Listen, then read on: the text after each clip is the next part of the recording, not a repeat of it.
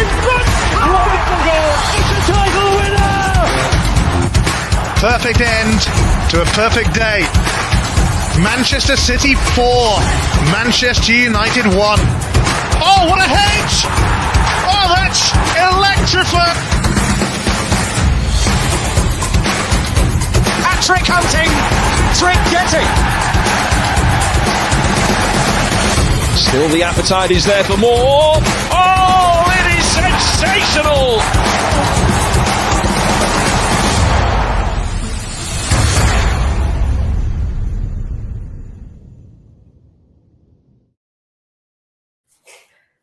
All right, welcome everybody. Bienvenidos, or benvendidos, because I just got back from Portugal and Spain, so I got all the languages going here. But I'm back finally, and wow, it has been a rough 48 hours, not just for Manchester City Football Club, but also for Kels. I'm very jet lagged right now, so we will see how much oomph I have. But yeah, I did watch the game on Sunday. I was watching it on my phone in the hotel because they didn't have a feed. I was in Portugal. I didn't think finding a feed was going to be that easy. So, but yeah, that was a rough game. And then we got the terrible news that night. You know, first we got our butts kicked. We had a very poor performance against Arsenal. And then we found out a couple hours later that Rodri's officially leaving the club. So you get punked, you lose your best player. And the season starts on Sunday and the transfer window closes in 10 days. And we have one signing in. One meaningful signing, we should say. One player who's actually gonna actually play every game, you know, backup keeper, whatever. And then the kids, okay, but yeah, so there's a lot to talk about. I got Carl with me. How are you, Carl? Good. How are you? I mean, I guess I'm hyped up right now, but I haven't even had any coffee. Oh boy, Adam's here. And we got Adam the Fraud here. So this should be a spicy panel. It should be fun. But yeah, we got a game on Sunday, and we've signed one player. We don't have a midfield right now. We could be starting a midfield. We could start that same midfield we did yesterday or 2 days ago. That was brother. We'll just say that. That could be our thing. Enrico Lewis and Jack Grealish off the bench in the year 2026. I don't know what's going on, man. I don't. Wait, quick question. That's it. And I know you guys don't. I know Carl in particular does not rate Anderson. I like the player. But Kels, what have we seen that's different from this team from Pep? Because I can't see fuck all, honestly speaking. Sorry for the language, but I can't see no difference. It's literally Pep left, and then we decided to replace him with a wannabe Pep from Timu that wants to be Pep. Basically, That's a good point because when I was watching that game on Sunday, that looked like that failed 3-1-6 that we know did not work. Girls, what I was watching that game on Saturday was the same shit that Pep was doing when he was playing Bernardo constantly. And what is Marissa doing? The exact same thing, playing what's his name, Kovacic. Kovacic in 2026, whilst you have Nico G on the bench. I think they're trying to force him out of the club. I really do. Ooh. All right. My sister's here. Yashka's other wife. Nessie's here. we got a panel today, but yeah, I agree with you, Adam. I think that looked like a really stale, failed. That reminded me of that Bodo Glint game where we just got absolutely pressed to death. We just got outplayed. There was nothing in the middle again. And that's when that system failed when we had Rodri, who was the best DM in the world. And he replaces him with Kovacic, and I'm just like, what? I don't think Nico G would have been that bad. There's some people trying to gaslight me saying, oh, what do you mean Kovacic had a good game? He wasn't that bad. He's not the problem. It's a formation. Look at his sofa score. Really? I'm going to look at his sofa score and be like, yeah, he had a great game. Get out of here. Mm-hmm. I saw them running through him, and I can guarantee you if he starts on Sunday, Alex Scott's going to be licking his chops. He's going to be like, I got food out there. Respectfully, Kels, if someone actually brings up the argument, oh, look at his sofa score, honestly, respectfully, get the fuck out of my face. Sorry. There's somebody on my Twitter feed doing that. So. No, I'm sorry, because I'm sorry, respectfully, if that is what's going to be, if that is what you're going to use, as your argument, please get the fuck out of my face and stop debating with me. Steve's here. We got Footy Matters. We got Mundo. No. What did you think of the game, Nosi? Did you watch it on Sunday? No, I was at Gold Reef City chasing after Tyler, but I did watch the match after, and I was laughing genuinely. Genuinely, I've started to start laughing at everything Man City does until they tell me that they're ready to be serious. Because if I start taking things seriously, I'll have mental breakdowns. I'll be like Adam. I'll be balding by 25. So I can't afford. Hey. I've got a setup here. I can't afford I'm to. not Hamza or more Rashid. Don't disrespect me. I don't know if you noticed, but Morshid, he rage quit one of the chats because of you, Adam. No, rage quit. I was the one that removed him. No, He it said he left. left. He It said he left. left. Which one? He That city, that True City The one. one we share the links in. The yeah. one for the Yes, group, yeah. and I'm just saying to you now, I was the one that removed him. Oh well, on my phone it said he left. On which my means- phone, No. it says he left. Two phones can't be lying. I'm It's sorry. because I removed him because he was pissing me off. So I just removed him. I was tired of listening to his shit, so I just No, removed him. Adam does not believe when in you free remove speech. someone on WhatsApp, it says you have removed. Yeah, there's very clear. Yeah. Anyways, we don't need to get into that. Anyways, but yeah, what I thought was that again, Holland has no service up front, but are we shocked? No. 7 touches in the game for you statisticians. Who was giving Yep. him the ball? And everybody ripping on Anderson. You do realize Anderson probably gave him one of the better chances that he had in the game, and he fluffed it. He had And a straight then, layup. But everyone's like, Anderson's Kovacic- shit. I'm like, Anderson has been with the club for like 4 days. Can we? Somebody Right. said he was worse than Kovacic. I'm like, what were you watching? No. Anderson My just thing got with to the club. Anderson Let's is that I'm gonna give him a break until match week 10. After match week 10, he will be receiving lashes from me. I don't care, because I feel like that would have given him enough time to like be in the squad. Foden, I don't know. Foden needs to decide if he wants to be a fisherman or if he wants to be a footballer, and then he needs to like pay back City all the money for like wasting our time. Because like you need to decide: do you want to play football or do you want to play football when something depressive is going on in your life? I don't mean to bash him or anything, but then it's like you're only a good player when you're like depressed, which is sick. It doesn't make sense. And then Turkey, I can't even blame him. He wasn't even starting lineup. Turkey just Doku, came I'm on. disappointed. I'm He came on disappointed, late. Big Dogs. Unfortunately, the game was already over when Turkey came in. But I'll say this about Turkey: I thought he was the only one I kind of thought was going to make something happen.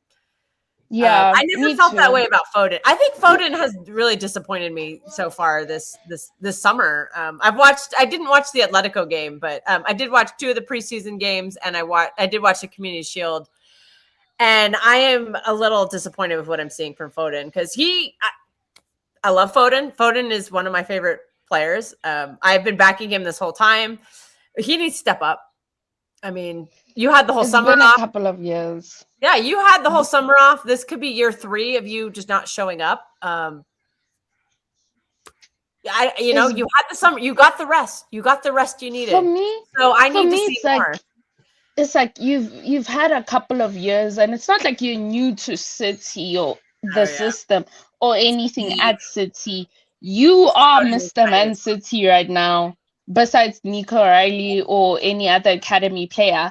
But like it's like, come on, how many years is it going to take for you to activate? You carried by It's not KDB, even carried that. by so What many it is players. Foden needs his hand to be held. And the only way you see Foden at his best is when other players are there holding his hands, the KDBs, the David Silvers.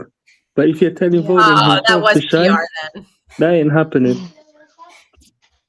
I Okay, mean, so Rodri that's another thing. And then now with Rodri being really gone, I'm really worried. I know we were joking about it and we're like he can leave. But guys, do you see the problems that we're going through right now or that we're going to go through? Because even if they buy Watson, I actually don't want them to buy him anymore. I am okay because that poor boy will be used as a scapegoat for the BS that is happening at City. But Nasisa and Kels, it's all great, yeah. buying a Bawadi, buying a what was it, a Adam Warren. Yeah. Yeah. If we're still in fucking 2026, you got Maresca still fucking having an obsession the same way Pep had a fucking obsession for Bernardo Silva. The same way Maresca has an obsession for Kovacic. Oh, Predator's here. Now it's a party. We got Predator. All we need is oh my god, I forget the other guy's name. The other one. There's Predator. There's two of them. They always love to come in and True. I But forget it's his okay. name. But like I said, my brain is I still in think we Portugal have right like now. we have like maybe 3 major issues, and they are like big. Like defensively, we have problems. Midfield is wraps, and then in attack, let's say Haaland gets injured. What then? Like, what's going to happen if Haaland I gets swear, injured? hey, a lot I of don't know. Marmouche. Nasisa, Apparently, I Marmouche swear, a wants to lot go. of people, Allegedly, yeah. rumored innuendo. Kels, I got Kels a few seasons ago, yeah. I got absolutely pelted, In yeah. trouble. Hugo Viana. Oof. Kels, Hugo Kels, Viana's having a rough 40, having Kels, a rough summer. We'll say that. Kels, I was saying, yeah, a few seasons ago, I think last season or the season before, I absolutely got pelted, yeah, on Twitter and etc. Yeah, for me saying that Ruben Diaz is not good enough. Yeah, and Yeah, look now, he looked very poor. and look now, these same idiots that were sending pelters to me are now saying it. So what all I gotta say to you lot is you lot are downright dumbasses. You're sending Okay. pelters to Adam me. did not reflect the channel, just to say that. That's Adam's opinion. It's not even that. Hey, I've kept my So mouth quiet, I yeah. don't have too much. I don't have too much time. Yeah, Okay, Carl, so jump in. Yeah, we'll come and jump in, please. I don't know. Listen, y'all. People are killing players left, right, and center. I just think that Maresca, the players are decent. Let's be clear, and for the most part, they're decent. But Diaz, all these guys, even Anderson has some level of talent and skill. What needs to happen, in my opinion, is that Maresca stop trying to be Mr. Pep. Yeah. You got these players who are athletic, play to their strengths. Yeah, If I agree with Erling that. Haaland is not going to press like you want him to press, you can't play 3-2-2-3 because you're going to get killed centrally. So you change it. That's why you had success in South Korea and in Asia. Because the kids you had there were running. It's just Are you simple. saying to bench Holland? If a player is not going to press and he won't do the job he's supposed to do, what's he doing on the field? Ooh, hot take, Carl. Sorry. I'm Okay, sorry. I'm sorry. If Let me we're finish. benching Haaland, who is going to score the goals? Can I finish, please? I'm curious. Yeah, let him finish, Nosy. So if this guy has not trained all summer with the team, didn't train in Asia, and his first game is against Arsenal in the Community Shield, I'm sorry, guy, you're a poor manager, man. Why are you playing him in that game? What's he going to do? He's not ready for that game. Bring him off the bench. Play the kids who have been in training for 3 or 4 weeks. Even if you lose with the kids or Arsenal, hey, it's the kids. They're in rhythm. Cool. But then you start him. First game back from the World Cup. Yeah, thumbs up. Big up Thunder Road. What are you seriously? Are you ready? Yeah, I kind of agree with what you're saying about Maresca, and what's been mentioned earlier about him. Let's caveat this by saying it's only one game so far. You see, Kelly, We don't have a sample size, but that game on Sunday reminded me too much of Pep. And I thought Maresca was going to be his own man. I don't have too much time, right? Just go step ahead. back. You be a coach for one day. Be a coach. You're on the sideline, right? You got a bunch of players in. You have a big game. You've been working all 2 weeks, and this happened to me right now. Right now, happened to me. We have a game tomorrow. Right? We have preseason for a week and a half. Right? I got kids coming out every day, 7 a.m. to practice, working on our system, working on fitness. We're doing VO2. We're doing all these things to get fit. Okay? And then you have a game on the weekend. You think I'm going to play the number 9 who hasn't been around for the past couple of weeks in a game against the biggest rival? No. Get fit. What are you doing? Ryan. I don't care if it's Erling Braut Haaland, he can score 100 goals. He's not fit enough to contribute against Arsenal, who've been working all summer. Well, a lot of their players were not really fit either. They had a lot of players come back late from the World Cup as well. But who started? Well, have they been? I don't even remember. Have they been in preseason play? The kid they signed, a winger, the guy from Belgium. Who was it? Bruno G started. He was their new signing. He started. Declan Rice did not start. Saka didn't start. I guess David Raya did, but David Raya didn't play in the World Cup. He was just kind of. But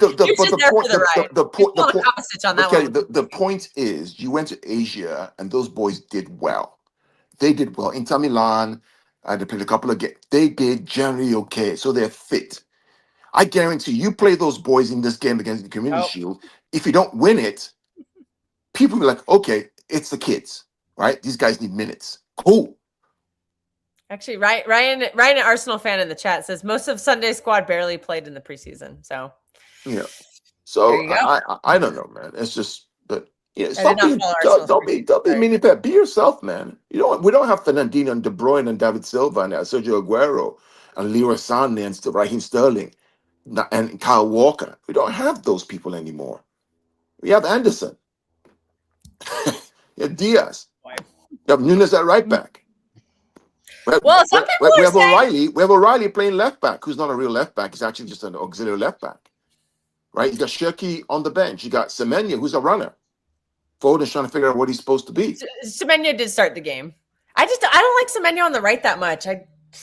There is news. Jeremy Doku is apparently injured and might miss a few weeks. So that could open up the left wing for Semenyo. Why is he injured? What happened to him? Calf injury, from what I've read. I have not read too many. I just saw a headline from one of the City podcasts. So I do not have confirmation on that. But that could mean Semenyo left wing. And speaking of preseason, you said what was working. Well, the question is that, in your opinion, those who watch the game, Adam, and maybe this lady here, come here. Do you think Erling Braut Haaland was ready to play this game on Sunday? No. So why is he playing? I think they're trying to get it fit for Sunday. Minutes in the legs. I think that's what it is. Okay, if that's the case, like what Carl says, you bring him off the bench. I think they wanted to get more minutes out of him. I don't know. Yes, I understand that, but Kels, the logic is, the guy has come from the World Cup. The guy's going to be tired. So you ease him in slowly but gradually. Forget about the game next week. Okay, even next week as well. He may start. Or you do the exact same thing, you ease him in slowly. But is Maresca trying to be Pep rather than trying to be himself? Just be yourself. That's all it is. Stop overthinking shit and just be simple and be yourself. Stop trying to be someone else that you're not. Yeah, I've been saying something. Maybe I shouldn't say this on live. Maybe I'll get in trouble. But let me ask this question to you guys. It's just a question. I'm asking a really serious question. So apart from the World Cup win against a very tight PSG, now recognize PSG went to the Champions League final. They won it, and then the Club World Cup they had to play. I think it was Real Madrid. I think they played Bayern Munich. I think it was Atleti that they played. I think so. I'm not sure. I think they played like 3 very, very, very hard games to get to the final, and they were gassed.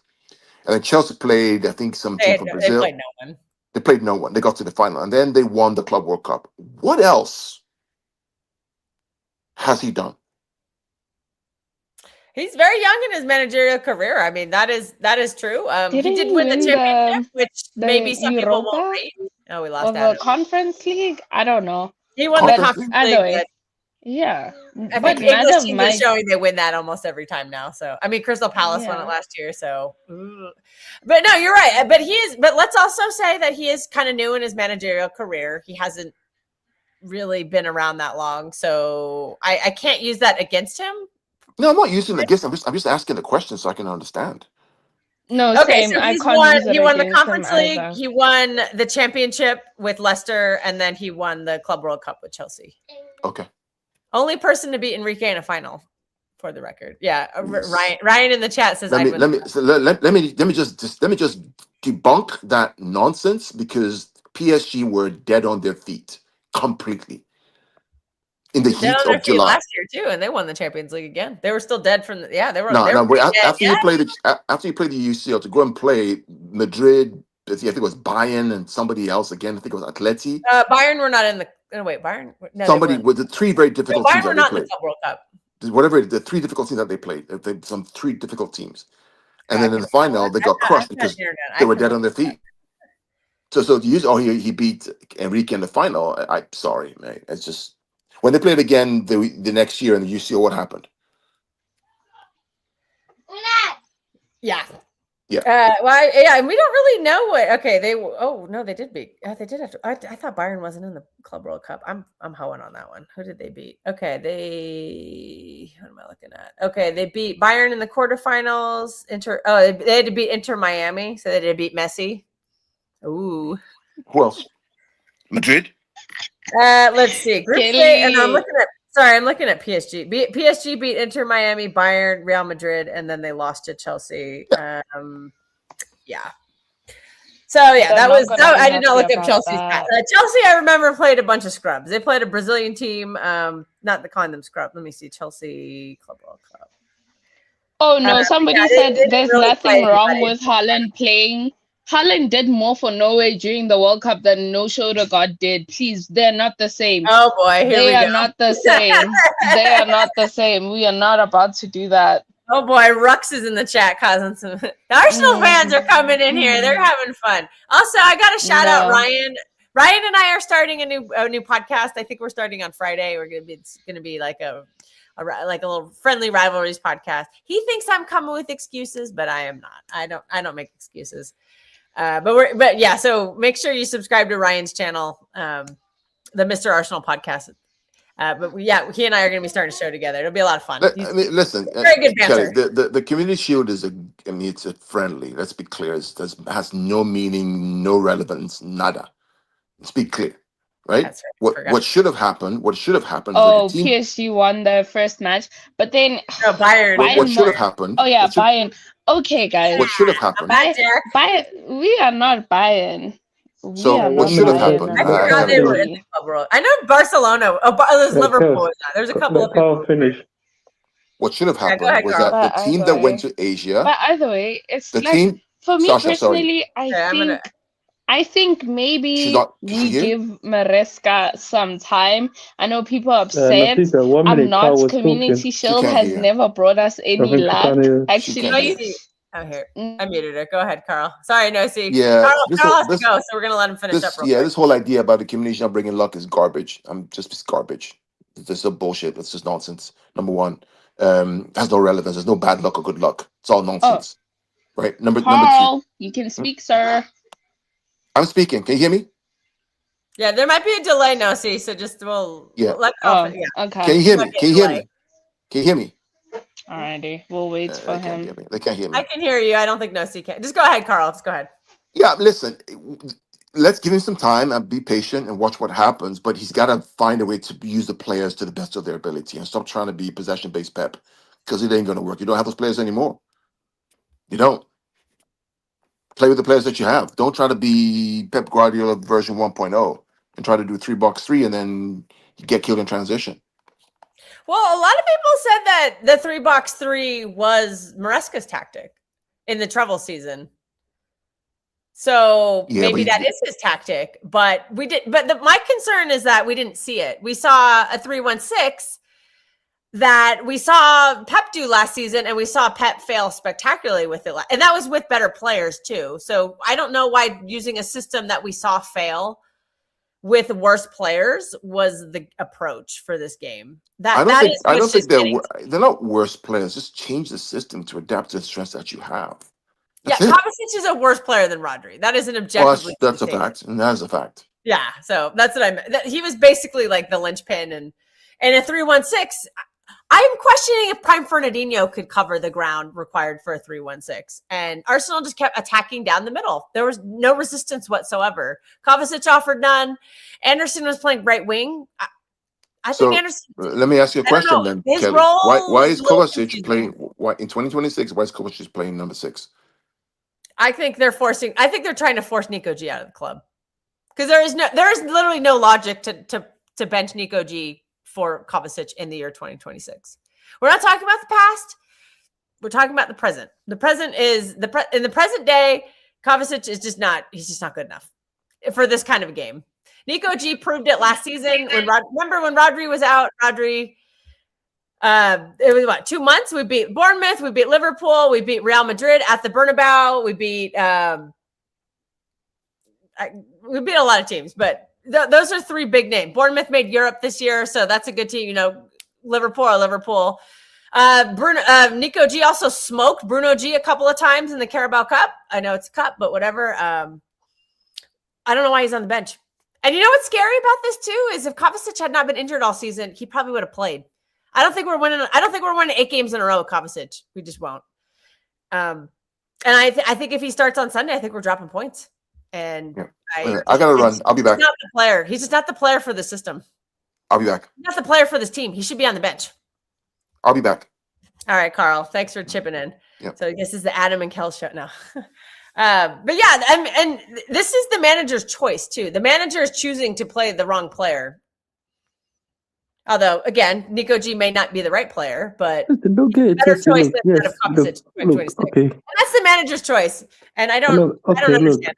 Okay, yes, some players can take accountability and say they also made errors, but at the end of the day, partly the blame is to be on the manager. Do your own identity. Stop trying to be Pep. Put your own identity. Stop trying to imitate someone. Okay, yes, I understand he's the greatest manager of football history, but you do your thing. Stop imitating it. What worked for him may not work for you. So do your own thing. Create your own path. Stop trying to be a follower. Stop trying to be a fucking sheep. Do your own thing. And that's what Maresca needs to wake the hell up and do. Yeah, I agree. And again, it's only been one game that we've seen this, this approach that we think is Pep Guardiola. So I'm definitely going to give him a chance. But it is kind of disappointing. It's always disappointing to I get losing the shield, but I feel like, sorry, my cat is here. Right, we got, she was sneezing. I hope nobody heard that. But Kels, we got a super sticker, whatever. We did, yeah. African Guru, thank you so much for the super sticker. We appreciate it. We appreciate all donations. And just remember, it all goes to Pat. So if you don't like me, I'm not getting any of it. It also goes to Maura Shee's hair transplant. Oh, geez, no. Yeah, we are. I plan on being patient with Maresca. I'm judging what I saw in one game, and I acknowledge that it was just one game. It was just one don't game. get it twisted. But it was disappointing to see that approach because it did not feel like. It Kels, felt like don't get me twisted. You know my views on Maresca. He wasn't my ideal choice, but he's got a lot. He's got a lot to. What was it? Prove me wrong. That's all I gotta say. So far, he hasn't, but he has to prove me wrong. Oh, I know it. I know what 2 words you were saying, Jack. I'm still waiting for Scott to come back to get his cooking on that one. You're trying to say, how that? Where are you, Scott? Scott, Canadian Scott, you need to come back because I need to cook you properly for that. 2 months later, Kels has not let it gone. If you watched our World Cup watch-alongs, that will make a lot more sense. If Holland leaves, we will not have any player poll. Well, if Holland leaves, well, we don't have to worry about that this summer. But we're gonna wait. We're gonna wait for that one. Hopefully, the sky is not falling. I am very concerned right now with the lack of transfer activity, like I was discussing earlier, because the season starts on Sunday, which is in 5 days? Good. What is today? Tuesday? I think today's Tuesday. Sorry, I traveled for 20 hours yesterday, so I'm still catching up. We'll just say that. But yeah, so 5 days, the season starts for City. They play on Sunday. We will be doing a watch along for that. And we've signed 1 first-team player. 2, if you want to count a backup keeper. Yeah, he'll play, but okay. But we have signed 1 starter. And we have lost a bunch of midfielders. I know people don't rate Tijani Reinders. And everyone said Rodri was washed up. But they're gone, and we have replaced them with 1 player. Also, Bernardo Silva left. So technically, you lost 3 midfielders and you've replaced them with 1. That Bawardi deal was taking for fucking ever. Yeah. Yeah. See, I know, Jack. I know you. I know that. Hey, 10's in the building. Yeah, the Eclipse. Mucho bueno. I went to Spain to go watch the Eclipse if anybody missed that one. But anyways. Yeah, so I am very nervous about it. I think we need to get Bawadi in. There is heavy rumor that it's going to be tomorrow. Again, I've been hearing heavy rumors for 2 weeks. How many times have we heard? Oh, tomorrow. Yeah, Fabrizio just keeps retweeting the same thing every day. There's no new information at all. He just keeps retweeting himself. Yeah, that Fabrizio Romano is a pussy, man. The guy gets paid by clubs. Yeah. Fuck him. Yeah, Rico Lewis and Kovacic. And Jack Grealish in 2026. Them two brothers need to get the fuck out of Rico Lewis. Oh, 10 Jules? I don't know what that means, but thank you, African. Oh, Kels. Rico Lewis. I don't know what that Rico means. Lewis and Kostic need to get the fuck out of this club, man. For me, it's concerning. There's a quote in the media from last night that Hugo Viana specifically asked Kovacic to stay. That is concerning for me. What the fuck is Hugo Viana on? What drug is he on?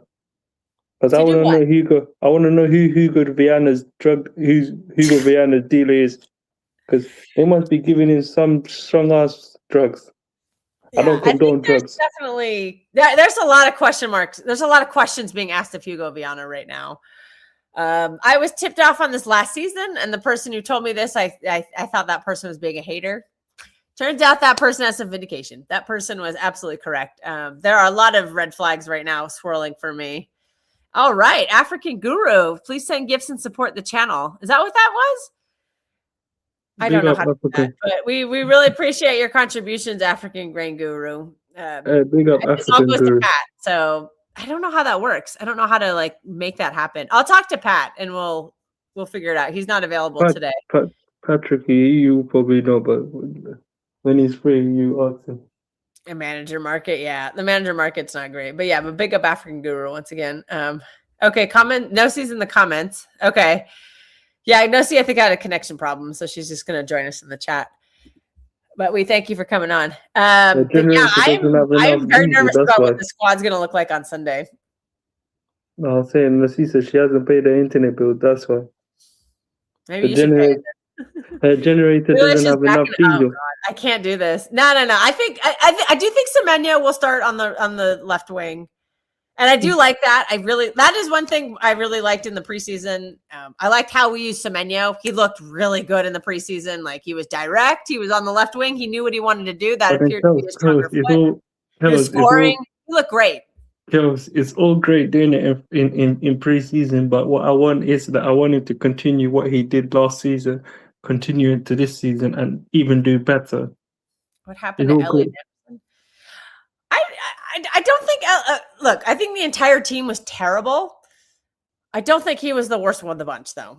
I think that entire back line was terrible outside of Nico. Nico O'Reilly didn't do anything. I just didn't even notice Nico O'Reilly in the game, which is kind of harsh to say, but. Hey, Nasisa, make sure better than being bad, eh? Hey, Nasisa, make sure you put some diesel in your generator and pay your electricity. I like it. So, Anderson was doing a role. I don't think that he even knew what he was doing. There were times he did feature heavily on the right-hand side, which is what he did at Forest. But I don't think he was ever playing right winger for Forest. It was kind of the kind of role Bernardo Silva was doing last season. But then that's my whole point with where I go back to why do something, and that's my whole point, Kels, where I'm saying to Mariska, stop doing things, trying to imitate what Pep did. Be your own man. Yeah. Why would you go out there and spend 160 million on a guy that can play the 6th role? Yeah, or the 8th. Or the 8th role.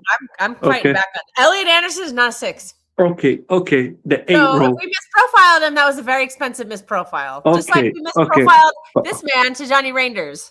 Okay, if you're happy, if it makes you somehow we sold him for a profit. If it makes you happy, who cares? Okay, if it makes you happy, he's an 8. So we spent 160 million on an 8. We've needed And- an 8 since Gundogan. But 1 minute. But so- okay, but Kels, okay, we went and bought him. We bought an 8. Why in the fuck is he being played as a right winger? Yeah, I'm wondering the same thing. I don't get it. I don't understand. But again, it's only one game. See, this is the problem. Like, I know I'm overreacting to one game. If I see the same thing on Sunday, we're gonna have a problem. But maybe we'll have a signing in and we could do something different. I really want. I one thing that Maresca, that from what I've seen of him. God, the cat again. Listen, don't get me twisted. The 3-2 build-up. He did the 3-2 build-up for City in the treble season when he was a coach. Kels, He did it with Chelsea. I want to see that because I think that will stabilize the middle of the pitch. But Kels, another pet peeve of mine is the Bamba has been dropped. Oh God, I got it. Wait, keep talking. What Bamba? I don't know, but apparently a Bamba has been dropped about Nico G. Okay, City Extra said. Let me just go to City. Hang on, let me see. Because Patrick in the WhatsApp group said that apparently Nico G is going to Newcastle. What? That's what this criminal said on the WhatsApp group. Oh, and that's David Ornstein. Oh my God. Okay, the Rodri stuff's coming out right now too. There's a lot of Rodri stuff. He did his official interview. It got dropped. So Nico G to Newcastle. Interesting. Listen, honestly, I don't blame you going to reporting it. So Donnarumma didn't know what he was doing. To be honest with you, because I don't blame Nico G. Where we land. But yeah, okay, so we are really not going to have a midfield on Sunday, are we? But then our midfield on Sunday is Elliot Anderson, Mateo Kovacic, Rico Lewis, Jack Grealish. But then you know the problem is we don't have a team. We do not have a midfield. We need a signing immediately. So you know my other problem is, don't get me twisted. Look, Donnarumma is a good goalkeeper, but the guy is not good with his feet. So Nosy. Big up Nosy for sending a super chat. Why the fuck is Maresca trying to? Why the fuck is Maresca trying to get? What's his name? Donnarumma to play with his feet when Donnarumma has never been great with his feet. Well, that's we have to ask that question to the person who signed him, which is Hugo Viana. What has been the philosophy for this club for, I would say, at least in the entire Pep era? We have been playing. We recruit technical footballers and we play from out the back. The whole club, down all the youth levels, all the keepers that we produce are ball playing keepers. All the players we produce are on the technical side. So that is a club wide philosophy. It is not just it's not just a Pep Guardiola thing, or the whole thing. Like the EDS play it, the U18s, everybody plays that way. If that's the case, and we have been abandoning that for 4 years now. But Kels, if that's the case, you had a goalkeeper on your books before he left the club that was able to play with his feet. Yeah, so and we sold him. We just sold him. I don't know. That's what I say. But you have to ask. But then you have to ask the question of the sporting director: is why did you buy the wrong kind of replacement? When Ederson left, this is a last season thing, and this is a Hugo Viana thing. Why would you do the antithesis of the entire club philosophy? Kels, I'm being honest with you. This season, I won't even fucking bother. To be honest with you, if somehow we get top 4, it's a miracle. With these sets of players and the manager that's rather than doing his own thing, he's there trying to be a wannabe Pep. And you think in 2026, I mean, he's a good player. And you think in 2026, we're gonna be challenging for the league with fucking Kovacic. I tell you, I'm more likely to become fucking. Hugo Viana has a busy 10 days ahead of him. No taking the weekend off, which is the running joke. There is a higher chance of me becoming the UK Prime Minister than fucking City winning the fucking Premier League with this fucking Kovacic. I tell you that now. A midfield of Kovacic, and you're telling me City will win the league. Good luck. I tell you. Oh no, we are definitely not going to win. I would be shocked if we won the league next season. If we win the league next season, then Enzo Maresca is the greatest coach of all time. But We don't have a squad right now, and you Listen, have to don't get really it look at the twisted. sporting director on No. this. Listen, Kels, don't get it twisted. Look, if we win, I'll be the most shameless bastard. Yeah, well, we all know that. We all know Adam's the most shameless person on YouTube. We all know that. But the thing is, like, but then, is it gonna happen? Nope. I just don't know what is taking Viana so long to do anything. Like, hello. And Enzo Maresca, to his credit, called it out in the presser after the game. He said, I need signings. Get me some players in. So I don't know. Like, why is Savino still at the club? Because Sandro Tonali moved. Sandro Tonali did not go to the World Cup because Italy did not qualify. He moved right after the window opened. It took a few days. Savino's been here all summer. Nico G's been here all summer. Why, if you're so desperate to get rid of him, why didn't you get rid of him? Nico G said he wanted to stay too, but I think it's very clear based on the preseason they are trying to force him out. Hey, Jack, and I just don't know what the squad planning is because you brought Tijani Reinders in, you're forcing him out. You basically forced him out. Listen, Jack. Why did you spend all this money on these players? What was the long-term planning? I don't get it. Jack, to answer your question, I've never been a big fan of what's his name, Maresca, but I'm giving him the benefit of the doubt. He has to earn and prove me wrong. Well, so far he hasn't, but let's see. No, I'm with you, Jack. On we got an Arsenal fan telling us to calm down. I do agree he's trying to figure out the team, but for me, figuring it out is not doing what the old manager did. It's like, show me your ideas. What are you going to bring that's different? Because, let's be real. He's not Pep. And Pep can get away with this stuff a bit more. Like, Pep can try running a failed system multiple times because Pep is smart enough to figure out his own system. He's done it. That's how he won all those titles is Pep had to because Pep constantly reinvented himself. And every season he did something different because people are figuring out the old one. And he constantly did that. I don't think Maresca has that like acumen yet. He doesn't have that experience. Let's just say it. He doesn't have experience. So don't try to do what Pep was doing. Do your own thing. What works for you as a manager? And based on what I've seen, he plays from out the back. He plays with that 3-2 buildup. Get back to that. But I mean, I can't fully blame him. I mean, I can blame him for, starting certain players, whatever. That's his choice. But who has he really been given? I mean, the sporting director needs to take some responsibility on this. You've had all summer and you've brought in one first-team player. We've sold like 8. We sold Ake, Stones and Bernardo left on freeze. You sold Trafford. You sold Tijani Reinders. You sold Rodri. You're probably going to sell Nico G. Like, you're selling all these players. I get it. We had a bloated squad, but whoa, we need some bodies in now. This is like a skeleton crew on Sunday. I don't get it. We still don't have a right back. And guess what? I think the game plan on Sunday might have been different if Mateus Nunes was healthy. We saw this last season, though. Mateus Nunes. Remember when Mateus Nunes got injured and we had no plan? Why don't we have a backup right back? Hello? Like, we're linked to it to Malagusto. Fine. Malagusto is at least a right back. He knows what he's doing. I'm not saying he's good, but he's a body in there, knows what he's doing. What is our backup? What is our backup to Nunes right now? Is it Rico Lewis? Because we've seen that. It doesn't work. So I'm very confused right now. Hugo Viana's been on holiday. I said that in the WhatsApp group. Yeah, the one that Mikey's group one. And what was I told? Oh, don't worry about it. Oh, we've got Kusino who can play there. We've got other players. We've got other players that can play in that position. Rico Lewis in fucking 2026. You're telling me. Listen, if Rico Lewis can get into this team, me with my fucking dodgy ankles, I could get into this team. If Rico Lewis is in this fucking team in 2026, if Rico Lewis is getting into this team, me with my dodgy fucking ankles, yeah, I could get into this team. Oh, yeah. Oh, Steve does not like Nico G. Uh-oh. Wait. No. He says, I am not saying no, that's for sure. Oh.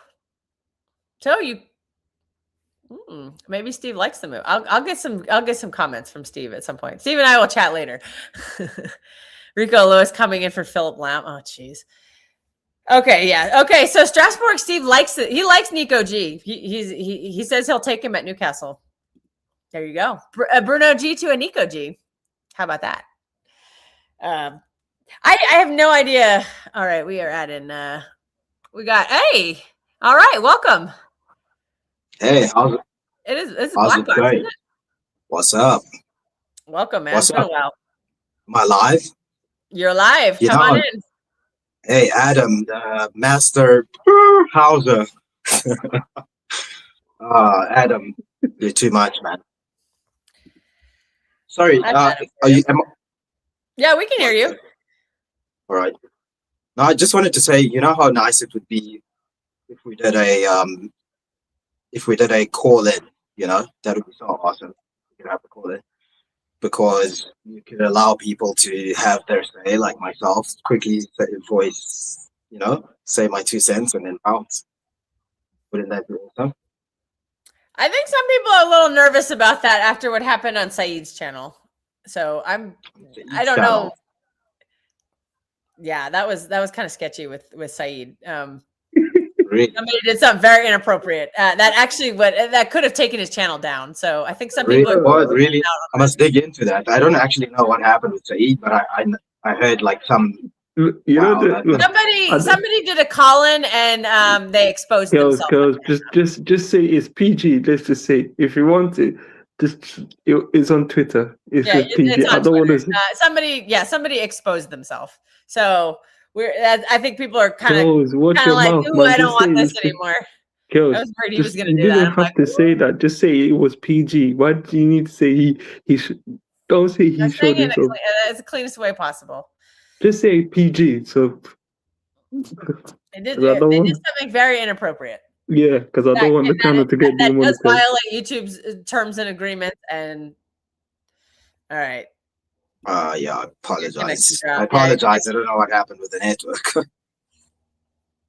I think the internet is just having a bad day, but I think I figured out. But yeah, I think, guys, what I wanted to say is I wanted to be a little bit of a contrarian this evening, and say, like, what if we're all just overreacting massively?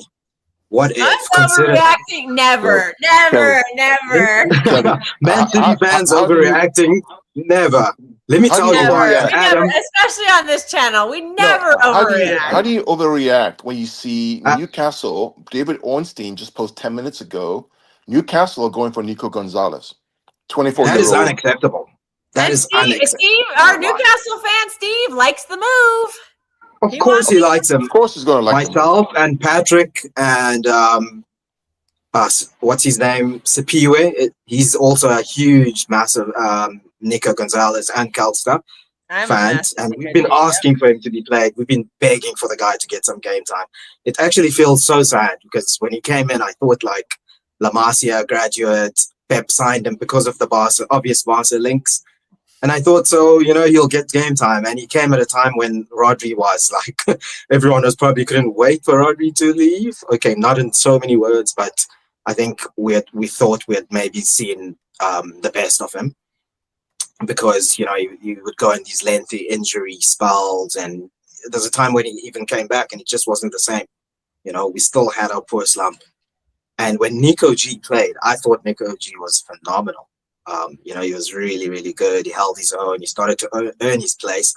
I actually foolishly even thought that when Rodri came in, that Pep would make him earn his place. And, as good as he is, I thought he would continue to play Nico G because Pep is normally a guy of merit. So I was quite surprised. I pray the Newcastle thing isn't. Let me. He got injured too. Remember, he did get injured at the end of that spell. Unfortunately, what may have happened hypothetically, right, is Nico G probably had a sad face because he wasn't playing, and they probably went to the manager and said, "Hey, boss, can I play?" And they iced him out. And then your new guy, who's the mini guy, says, "Oh well, you are iced out. You got some sad face, and we're going to sell you as well." Because you can't tell me that this guy who carried us for many months last year, when Rodri was injured and couldn't play 15 minutes, he carried us in October, November, and got us at least close. You're going to bench him. You're going to sell him, and then you're going to keep Kovacic. Think about that for a minute. Yeah, And that's a red flag for me for Viana. Why are you keeping Kovacic? He offers nothing in the year 2026. Let me explain the overreacting thing, Kels, if I can. I think Carl didn't get my point. What I meant is, sometimes Pep, as brilliant as he is, we all expected, I'll put it quote unquote, a bozo moment or a lineup sometimes. Like there's games last season that we lost that we all knew that we're going to lose when we saw the lineup. I think even the derby was one of those games where we saw the lineup and everyone was like, what is he doing? We lost those games and he came out and said, you know what, it was my fault. Just one of those moments when Pep has a sudden brain fart.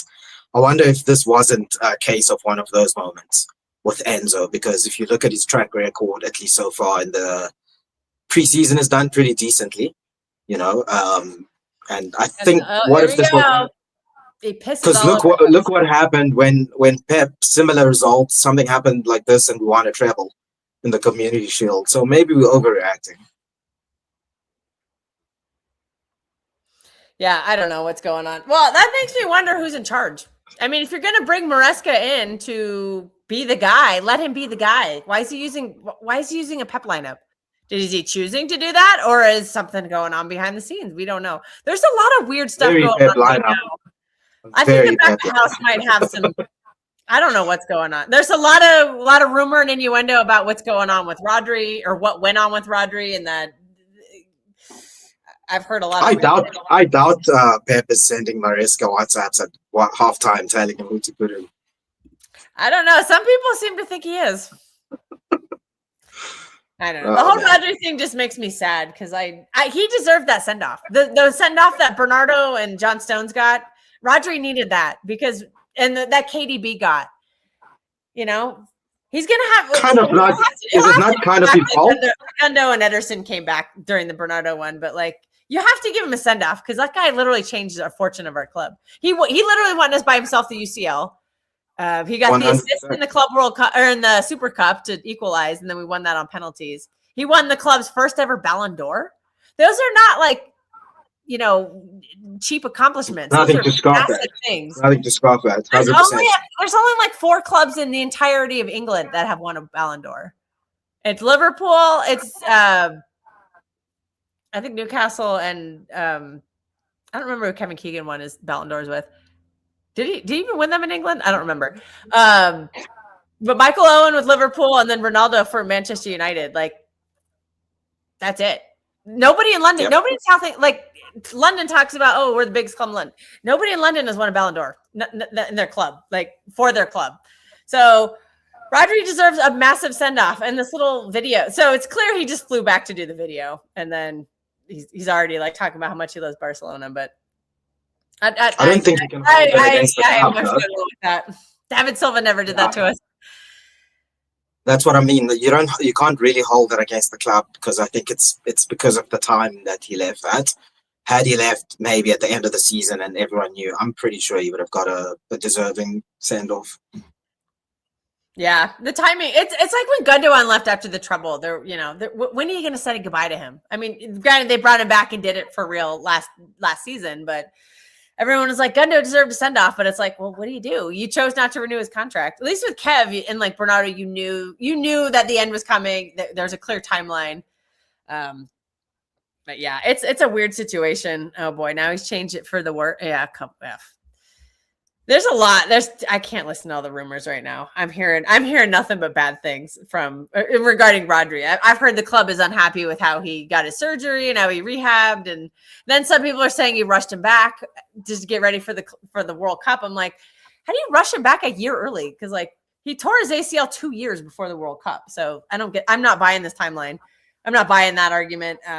There's a lot. I don't know. We'll never know.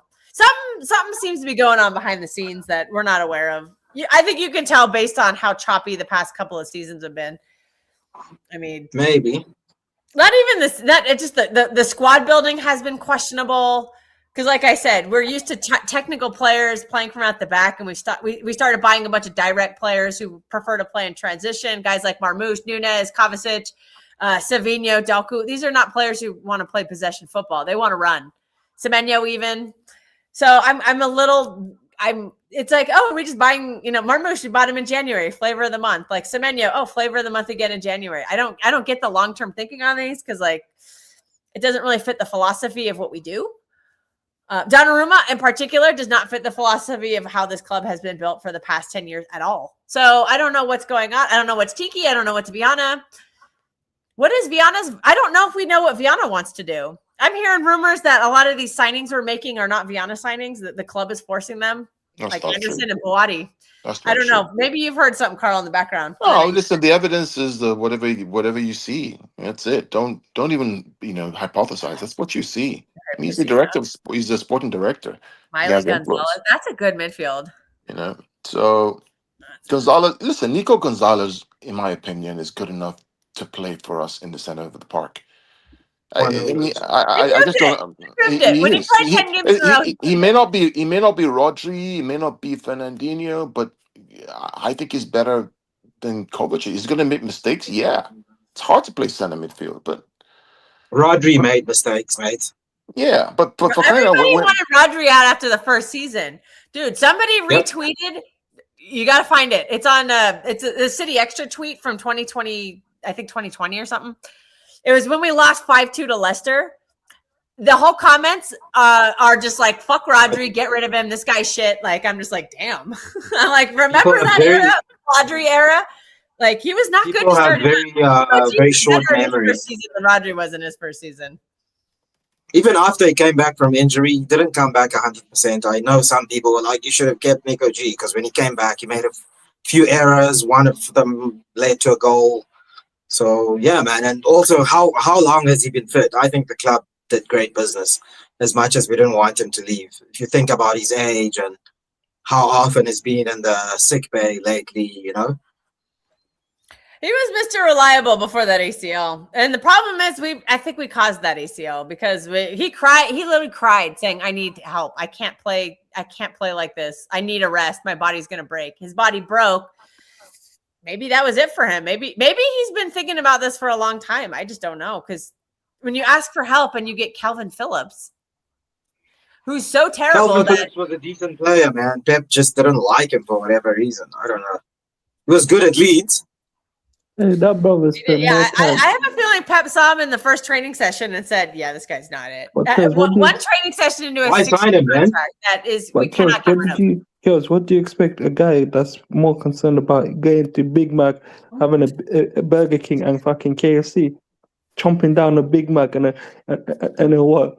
A whatever the hell you call it. He can chomp what he wants, man. He can eat what he wants. What do you think of this comment, Carl? It says, this is a technical one, so I'm going to read it out for you. City's 4-2-3-1 turns into a 3-1-2-1-3 on the ball, but asking Anderson to be a right interior in build-up and sprint 40 yards to screen as a solo 6 on turnovers is crazy.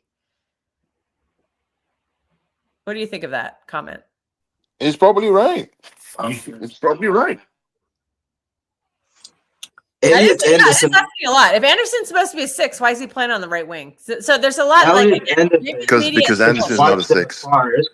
Everything went through him at Forest. Because Anderson's not a 6, Kelly. He's not. No, he's an 8. He's an 8. He's an 8/10 according to Steve. Steve has been watching. How many? If you're a 10, if you are a number 10, what is your primary objective as a number 10? Create chances. And do what? Pass the ball, get the ball to the striker. And score goals. Yeah, apart from the 9, the 10 should be the one. The 10, 7, 11 should be the ones, and 9s are the ones who get the goals. If you're a 10 and you're Anderson and you have 1 goal, 2 goals in 18 months, you ain't a 10, bro. Well, that makes me. Well, again, what is the scouting on this? Turkey, free Turkey. Fastborg Steve, Newcastle fan, has been watching Elliot Anderson since he made his pro debut. Not a 6. He said Anderson is a McTominay. He's an amazing player. Guys, thank you very much. That's all from me. Thank you, Black Box. See you around. Good to jump in. But yeah, I'm just very confused right now. I don't know what the plan is. Black Box is probably right. We're probably overreacting because overreact on this channel. Never. We never do that. Wink, wink, but it's just, it's been a rough 48 hours. We'll just say that, you get embarrassed. Your best player leaves. You don't, you're confused at what the outlook is. Speak for yourself. No concrete links. We've just the same old recycled ones. You keep shedding players. Now you're going to lose Nico G. Kels, speak for yourself. Me, I'm just putting my foot up, enjoying the sun. I could give two crap, but I'm not letting I'm not letting Maresca, these players ruin my mood. Anderson can't do two jobs. Yeah. He's not N'Golo Kante. And Rodri was also the same way. Rodri could do two jobs. Rodri did three jobs at once. So did Bernardo Silva. I think we are entering the new era, but we will be there. Just because we're complaining doesn't mean we're going anywhere. So you can just listen to us complain. We will be watching every game. We will be commenting on things and what's working, what's not working. But I think maybe this past 48 hours is going to reset some expectations. I know a lot of people were real optimistic. I'm even seeing the quote unquote happy clappers. I'm seeing a lot of negative posts from them. It's okay when they do it, but when we do it here, we're toxic and negative, but they can. So yeah, it's gonna be an interesting season. I'll get a season preview together at some point. But I don't know what's going on with the club right now. I need signings. We don't have a squad right now. Like, we literally don't have a midfield. You cannot go into a midfield in the year 2026 with Anderson, Jack Grealish, Rico Lewis, Phil Foden, Cherki, and Mateo Kovacic. That will not make Europe, I don't think. I don't think that would even qualify for Conference League. I think there's quality in there. There's just no depth. And if you have to rely, on depth, and that depth is shit. Hey, I said next week you ain't seeing me. Probably you will if I'm bothered. Yeah, I'm jetting off to Italy. I'll see if I'm marks. Oh, so Leon did advance. Okay, maybe I'll throw that on. I don't know. Kels, I was saying I'll see if I'm marks to join. Here's a Barcelona fan. Well, I'll tell you this, Luis. It's probably going to be the easiest title you win. I don't think you'll win the Champions League, though. And whoever thinks Real Madrid is going to take the title. Whoever thinks Real Madrid is going to take the title, who's a dictator? Never. I'm not a dictator. Here you go. This is a good shout. Get Ruben Neves. That's a good shout. Pat has been big on Ruben Neves. Nobody knows why he's in Saudi. Yeah, Cherki, Foden, Anderson. I like them. I like Anderson. I'm still back in Foden, but I am disappointed what I've seen so far. But again, we'll give it time. We are overreacting, admittedly. I know I am. It's just very disappointing on Sunday. Jack, I didn't want to win, but I didn't want to get embarrassed like that. And we got embarrassed. And I think a lot of it is just choices the manager made. But these players, they will gain fitness. Holland will get better. I think Nico O'Reilly will gain fitness. Anderson's going to take a little time. Anderson literally, Anderson had 2 or 3 training sessions, and then that was his first game for the club. So anybody blaming him or saying that he's awful, I think you're just wrong. O'Reilly. Yeah, play O'Reilly in the midfield. Yeah, fuck this. Yeah, fuck Kovacic. Play Nico O'Reilly. You could play. I think Anderson and Nico O'Reilly would probably be a pretty decent pivot. Because you know what? We saw one game of it last season. Not game of exact player, but remember when it was the 2 Nicos? When it was Nico against Newcastle in the Carabao Cup. I think that worked really well. They did so well. I could see a vibe like that with O'Reilly and Anderson. We have Ryan Nate. We actually have a left back. We have Ryan Nate Nor. Use him. I don't know why he didn't play. Again, it's probably just trying to fit. Anderson, Holland, and Nico O'Reilly was probably they probably all just got shoved in for fitness. But this is a problem. This is a big problem. If we see these players on Sunday, we are dropping points. I'm sorry to be super negative. Apparently, we're the toxic and negative channel, according to some people. If I see Rico Lewis and Kovacic on my TV whilst I'm in Italy, I'm switching off the TV. Obviously, I won't break the TV in the Airbnb. Yeah, obviously, won't do that because otherwise I'll end up having to. Otherwise, I'd have to pay for it. But if it was mine, I'll probably will. Even then, speaking, but in 2026, honestly, in 2026, we got fucking donkeys, Rico Lewis and Kovacic at this club. It's crazy, but again, that is only the case on August 18th. We are still 10. There are what? Is it 10 days, 12 days? The window ends on the 1st. So yeah, maybe 12 days. So all of the reactions are based on today, what has happened so far this summer. A lot can change in the next 10, 12 days. You got to get some midfielders in. I'd say right now you need minimum 2, maybe 3 midfielders. I don't know if you can pull that off in 12 days. We've been linked heavily to Buwadi, have not signed him. The Enzo Fernandez stuff is starting. Apparently Chelsea are like not going to do that. Kels, you say you want 2 midfielders. Are they even going to get fucking Buwadi through the door? I've been nervous about that since the whole time I was on my trip. That's the question, Kels. You're saying, yeah, you want 2 or 3 midfielders. Put that aside. Are they even going to fucking bring Buwadi through the door? Because how long has it been? God knows. Someone will probably tell me, "Oh, no, because they're waiting for Rodri to be sold, and then Buwadi will come." Okay, if that's the case, I'm waiting. Let's see. Yeah, I don't know. It's a lot of work for him to do. So, now Jay Fresh is in the building. Jay Fresh is here to say, I hate to say I told you so. Actually, he doesn't hate to say it. He's here to say I told you so about Fiona, about Foden, about Marmoush. What happened to O'Reilly? What do you mean? What happened to him? Nothing happened to him. Absolutely nothing happened to O'Reilly. Like O'Reilly, he started on Sunday. I don't think he was in the game at all. So everyone's like, "Oh, he was shit." I'm like, I didn't even see him. I didn't even notice him. I just think he was coming back from a long summer and he was getting minutes in his legs. I think same thing with Holland. I'll say the same thing about Anderson. These players have not been training. So this is going to be a slow start to the season because it is new players and it's a lot of players coming back in the World Cup. A player, but girls, in that game on Sunday, the player that had no excuse was Foden. He did fuck all in the summer. Literally, you're just there chilling. You had a rest compared to look with Haaland, understandably. But you're getting what? You went to what? I think some Formula 1 event or some shit like that. Fucking events, all of this. So you have no excuse. I think people are. I think. Yeah, I said it multiple times. I was disappointed in Foden over the summer. He didn't do it. He did not look at the preseason. But saying that, people will still make excuses for Foden. I need Buwadi in today. The rumor is tomorrow. Again, we've heard this rumor a million. This is like crying wolf at this point. I'm actually really tired. I need Buwadi by the end of this week. If not, then I need Buwadi starting on Sunday. I cannot watch Kovacic play. He's gonna get. Alex Scott will feast on him. Girls, I'm guaranteeing you now, Kovacic will start in that midfield now, even if we do get Buwadi. That's what I say. I'm not letting Maresca or this club, fucking piss me off. That's all I'm gonna do. Hey, I'll just probably go enjoy the scenery of Italy. That will bring me more joy than watching this. What's his name? Maresca start, Kovacic in the midfield. Oh no, that's just we don't have a winger. It's just rough. I don't know.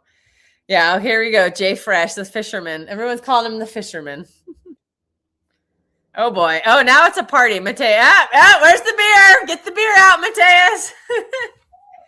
We are just talking about it all. We said a little thing about that. We are all panicking about this. There's no signings. Mateus, which one is it? Is it your favorite, Stella? No, I'm drinking Foster, bro. He needs his beer. It's time for a beer. I could get a drink. I don't have to work today, so I might. Why are you panicking? That's Kels for you. Why am I panicking? Oh no, you're right. I shouldn't panic. We have Kovacic. And we've got Starboy Foden. Viana is. There was. I saw a tweet again. I don't know who this person was, but they said that that Viana failed at the deal, and the only reason we signed Anderson was because Soriano had to step up and finish it. I'm like, oof. I hope. So I don't know. Again, it's KFA. I don't know if it's true. So does that mean he can't negotiate? Is that what you're telling me? That's what somebody on Twitter said. The ever reliable someone on Twitter. Okay. Why are you panicking? Because we don't have a midfield now. Bernardo left. Rodri left, Tijani left, and Nico G is leaving, according to David Ornstein. So why don't we have a midfield when we've spent £200 million since January 2025? And they're all being sold. They're all being resold. We brought in 3 midfielders, 1 a defensive minded midfielder, and 2, which is a more attacking midfielder in Tijani Reinders and Cherky. Oh, Turkey's still here. That's good. But yeah. But the back end of your midfield is Anderson and Kovacic and Rico Lewis. We were told. He's also the backup right back. In 2024, between November and December, when the result wasn't going our ways, we were told that we have to go on a rebuild. And the rebuild start a month later in January 2025. And all those players are leaving. So we went to January 2025. We spent £180 million. We brought in 2 centre halves. We brought an attacking player and a forward, and then we brought a midfielder. Then 6 months later, we were told the rebuild is going to carry on. So went again into the market, and we spent 160. We brought in 2 goalkeepers to replace the 2 goalkeepers that left in Trafford and Donnarumma. And we brought an attacking midfielder / winger in Cherky. We bought Tijani Reinders, and we bought a left back in Ryan Nora. 6 months after, we got an injury crisis when we played Chelsea at home at the back, in terms of Joshua Vard and Ruben Diaz went off injured. But the club decided, right, we're not going to use Nathan Acker on the bench. We're not going to use Kusanov. Well, we're going to use Kusanov, but we're not going to use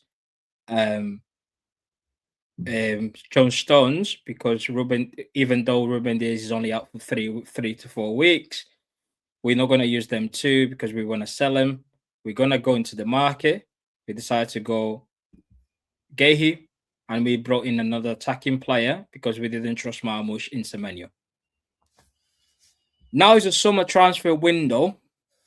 After the whole story that you told me 12, 16 months ago that you want to rebuild the squad, why is it now we are rebuilding the rebuild? Yeah. And that was after spending like 2 or 3 years getting rid of the spare parts. Why is it now you're January, like the players that you saw the rebuild in November 24 and December 24, you brought in players in January. Now you want to sell the players that you brought in January in Nico Gonzalez. You want to sell Marmoush. Let's face it, you haven't got a Scooby-Doo what to do with Victor Reis. Oh, he's going to be the right back. Oh, no. Is he a right back? I think if Victor Reis is going to stay on this club, you have to move a center back. Players that you brought in last summer. Luke? Into Johnny Reinders. What? Uh-oh, Luke. Right? Let's go back to press conference in the Club World Cup. The Johnny Reinders sat there, done the interview. Well, the club called me and they told me that they needed this sort of profile in midfield. They need me in that midfield. So I decided to join the club. Pep Guardiola, after the Juventus game, sat in the press conference and said, he's a brilliant signing, brilliant player. He can play in a different position. He can play on a hold midfielder. He can play in the 6. He can play in the false 9. The club done a very good business. Great player. Now he's gone. What happened to that great player? Our chairman sat in there in an interview. Be excited. We've got our targets. He never told us who to be excited for. And we got our targets and we've got a clear plan. Does it sound like a club that has a clear plan when the season starts?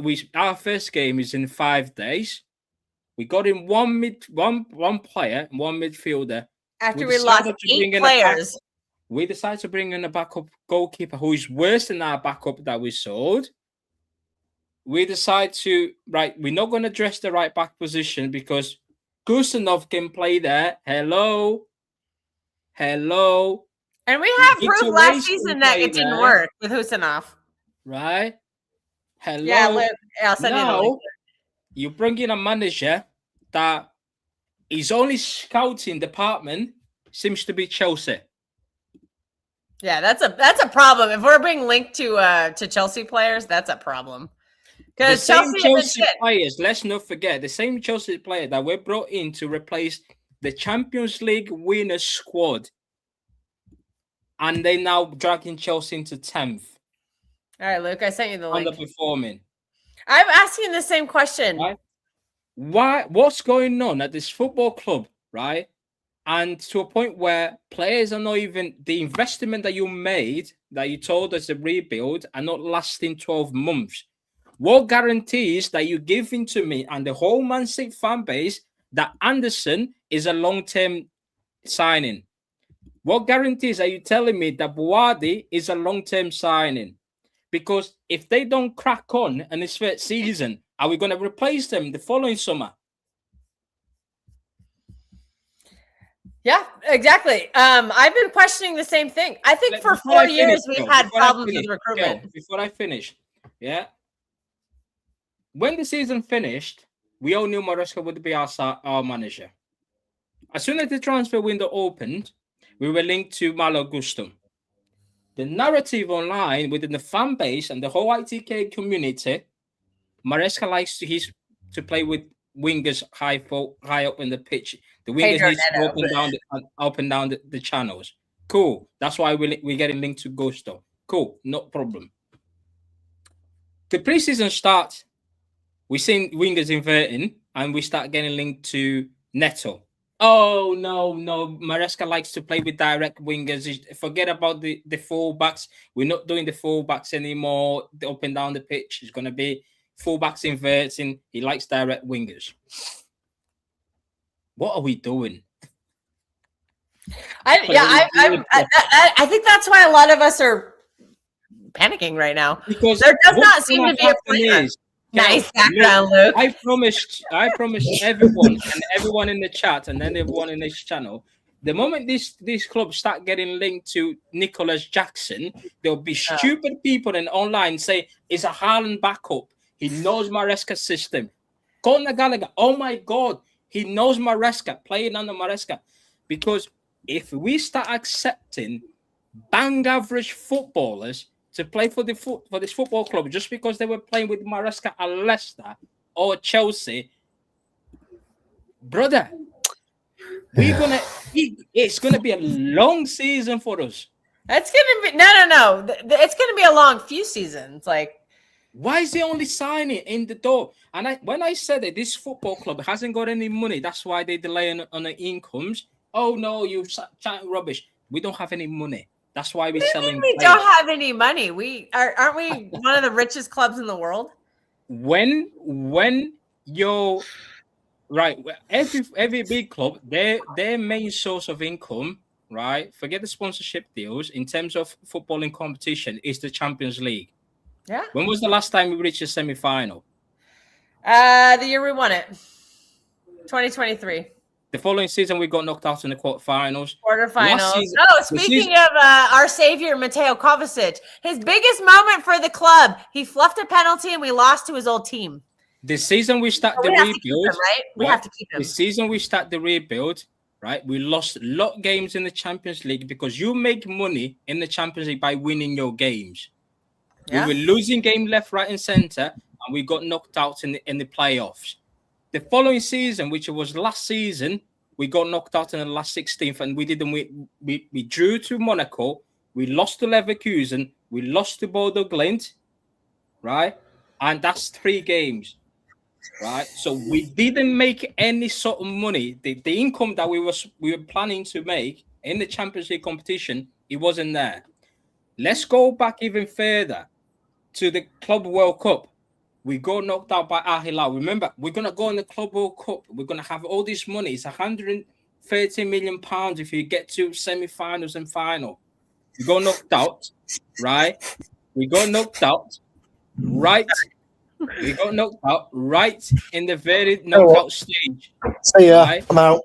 Right? And then now we are buying players, putting them on a massive contract, such as Marmoush, Reinders. I'm going to touch on Reinders, by the way. And then we're buying these players, and the players who are leaving, we're not getting any. Akanji went for 7 mil. right? Stones went on a free, Bernardo went on a free, Roger went full fit 60, right? And we're just investing. And don't forget, the last 6 months or the last 4 months, we've been giving pay rises to everyone. Some of them are getting double the wages. Where do you think that money's coming from? Oh, we made profit on the Giant Rinders. No, we didn't. Why lying? Giant Rinders was signed for 46.5 million pounds, and the deal would go up to 56 with the add-ons. Okay, we didn't pay the add-ons. We might have some, but we didn't pay the full add-ons. But the Giant Rinders was put on a 14.9 million pounds a year. Oh, Rinders, yeah. Giant Rinders, the whole package throughout the year, transfer plus the year wage is 61 million pounds. We sold him for 51.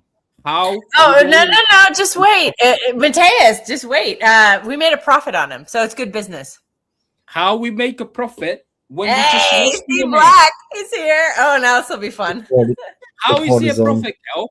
When your investment throughout the 1 year that was been at the club, the transfer fee plus the wages goes up to 61 million, and you sold him for 51. How is that profit? We made profit, guys. What? I think euros and pounds, but I see your point. No. There's people excited that we made a profit on Roger. The quality and the IQ of the whole team is going down every season, but the fan base is celebrating net spend and profits. I'd rather celebrate trophies. When we get to a Champions League, last year might be the last team for a while. Right? When we get the Champions League and face Real Madrid or PSG and start getting battered, are you going to stop posting net spend then? Oh, doesn't matter. We've got a lower net spend. Mateus, you're missing the point. The pile of cash will sit in the pitch and defeat PSG. That's what it will. You just put the money on the pitch and say, PSG, don't come, this pile of cash is going to block you from scoring. That's what's going to happen. How can you justify that a guy who stepped up to replace Roger when he was out of the team for 6 months and kept us in a tighter race, now he's being shipped out to Newcastle? Bro, you've signed Reinders, Marmoush, and Nico. You're going to sell him 18 months. What's the point of buying them? Because we want to bring in the rebuilding the rebuild. Took Chelsea to 10. It's money in the bank. Failed then. I'm sorry, it failed. It's fucking failed. Because we want to bring in, let's face it, Chelsea now they're licking their lips. They said it will be more than 120 now. Right? Because we want to get a Chelsea captain who took Chelsea to 10th to bring it to our team and expect him to take us over the line.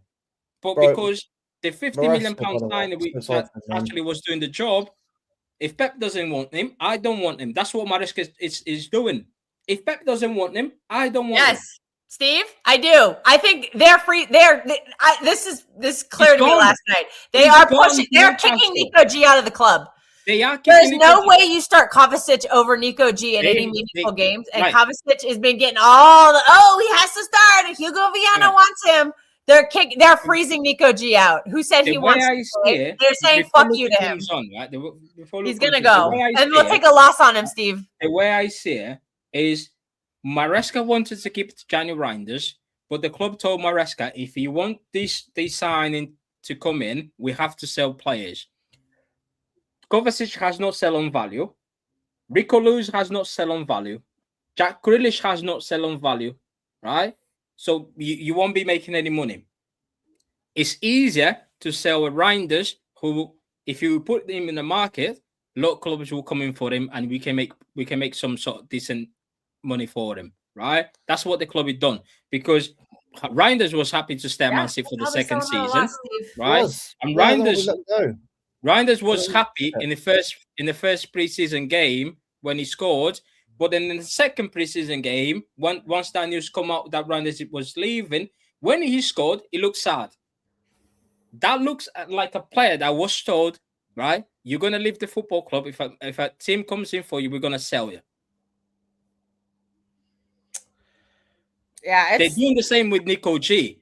But the rebuild was supposed to replace Kovacic, replace Rico Lewis. These players that were not doing it. It's an agenda. But go on, look. Right, Yeah, right. Well, but Mateus, we gave Rico Lewis a new contract. Oh, bro, this rebuild, right, is the worst rebuild I've seen in my life. I've never seen this. Is actually like John is right. Jerky, yeah, cool. But what? Like people are like, oh, but we'll get players in. Guys, 2 weeks to go and the season starts on Sunday. Why is not anyone in? Like, Anderson, yeah, cool. I see why we got him. But is it really Anderson and a back keeper? I know, look, negotiations are long, fine. But why didn't we get this sorted out earlier on? You know what I mean? It's what I don't understand. The thing is, people are going to lose their heads, and understandably so. Like, for me, if it was like a month to go, I would be so upset because it's like the 18th of August, by the way. The 18th of August, and we still need Buardi in through the door. So, we've been hearing the same shit over and over again. Bro, we signed term, does he? What, a month ago? 47 days has been between the day we had the here we go for Anderson. Mateus, pursuing the deal, negotiating, investigating. Let's just stop gimmicking and do it. I'm not asking for a lot here, lads. I'm asking for a team. Just give me a team. We don't have a team right now, bro.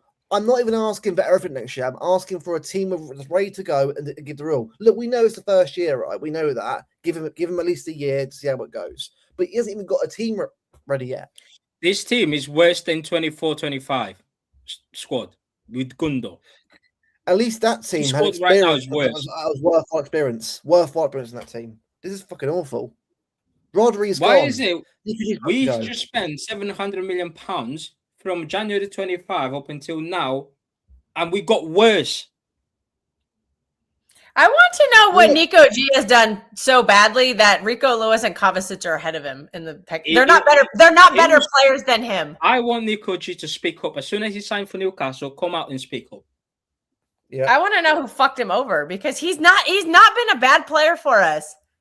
If you're gonna blame him for the Everton game, no, he's not the reason we drew that Everton game. Like, seriously, we won at the Bernabeu with him. We beat Liverpool with him. He's the fucking reason we went to the FA Cup final. But he scored that goal. He was great against Newcastle. He was great against Bournemouth when Bournemouth were on fire and we beat them. We schooled them. He has not been a bad player for us. There is something seriously wrong that something must have happened. Did he fuck someone's wife? What happened? Because there is no logical reason for him to be benched for Rico Lewis and Mateo Kovacic in 2026. I'm sorry. Also, this is a good point. Shave the goatee and we'll win again. Yeah. It's coming off this week. All right, it's coming off. And then suddenly it was like Enzo February. There you go. Yeah, wait for me to But see, Jay Fresh, the guy came out and said, "I'm happy at Man City." He sat with Rodri, and Rodri was saying, "Yeah, you've been training well. You just need to be patient." Wait, Pep. How did Pep cause this? No, the guy wasn't happy. Oh boy! Oh. Because if you're telling me that you want to sell Nico G and you sold Reinders because you want to bring on a 19-year-old Boadi who the fan base think is going to solve our problem, and a 19-year-old inexperienced, right? And then even though you've seen that this fan base is not patient enough with the young players, let's face it. If Boadi doesn't hit the ground running, then the fan base would say, "Oh, let's loan him out." They're not going to be patient, and then the manager wants Enzo Fernandez, who is absolute bang average footballer, right? I don't rate him. We have a big problem with Doku being injured. We might be having Jack Grealish at the club in 2026. You realize that? We're doing a rebuild with Jack Grealish and Mateo Kovacic. That's our rebuild. Two players whose contract ends. Well, we can't even rebuild because they'll be playing all the minutes because we have to try to make Champions League, and then you've wasted another year on a rebuild. And so when everybody leaves, you know what, Steve Black, that's a really good idea. I'll go get one. You know what? Yeah, I'll 10 of them. 10. Give me 10 of them right now. I was told that don't believe in Simon. Simon just put out there that Maresca wants Grealish to stay. Don't believe in that sort of news. So he's not. Grealish is going to be sold. Simon is chatting garbage, right? Was Simon chatting garbage? Do you mean Simon Beczkowski? Yes, that guy. Okay, just to clarify. Right? Because he was the one that a month ago broke the news that Maresca fancies Grealish. But people were telling me, don't believe him. But why is it Grealish, as soon as he came back to fitness, he was the first person to come on halftime? Does it look like a player that was leaving?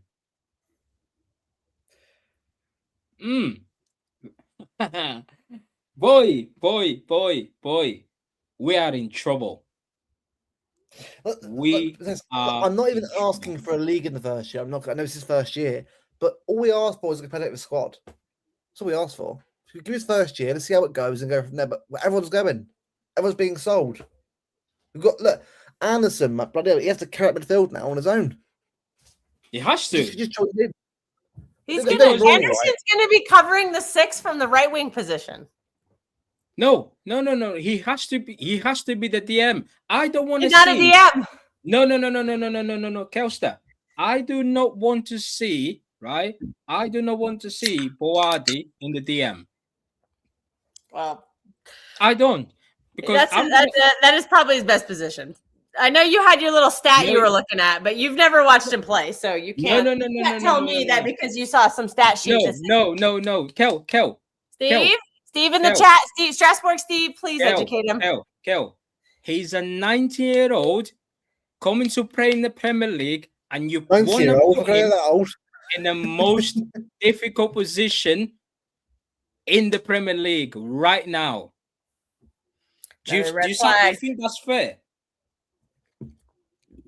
Well, I've watched him play for Lille, and no. Forget Lille. I'm saying I've watched him play. He's been in big moments before. He's not some scared little kid. Forget the French league. This is somebody. Strasbourg Steve has been watching Boadi since he made his professional debut at the age of 15. Defensive midfielder has only played the 8 times in his entire career. Tell me that. What'd you say? Sorry, say it again. How is a defensive midfielder only played 8 times in his entire career as a DM? Because you're looking at a stat sheet, you've not watched him play. That's why. You're looking at a stat sheet. I hate stats, and don't show me the stats. You're trying to show me stats, and you don't. I'm just gonna say this nicely, Mateus. You don't know what you're talking about. Right. Okay. So you telling me that Anderson is an 8 when you show me all the defensive stats? I'm giving you Anderson is defensive work too. 8's do defensive work. No, he did not play as an 8 for Forest last season. That was Sangare.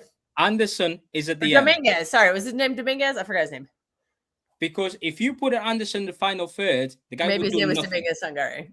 Because you telling me that Anderson Boadi covers ground like crazy. Very good positionally, defensively. Right. Very good. There you go. So if Boadi covers ground, he likes to chase the ball constantly. What do we require our midfield to be? See, this is where you bring up a good point. I don't know if Anderson and Boadi is a good fit. Pep was saying that the reason why he doesn't fancy Nico Gonzalez in that defensive midfield position is because he moves a lot. He needs to be in that central that's Pep, area. though. Pep's not here anymore. What does Maresca want in a DM? Maresca. How does he play Caicedo? That's who you need to look at. Maresca is not doing anything different to Pep. We did bring that up earlier.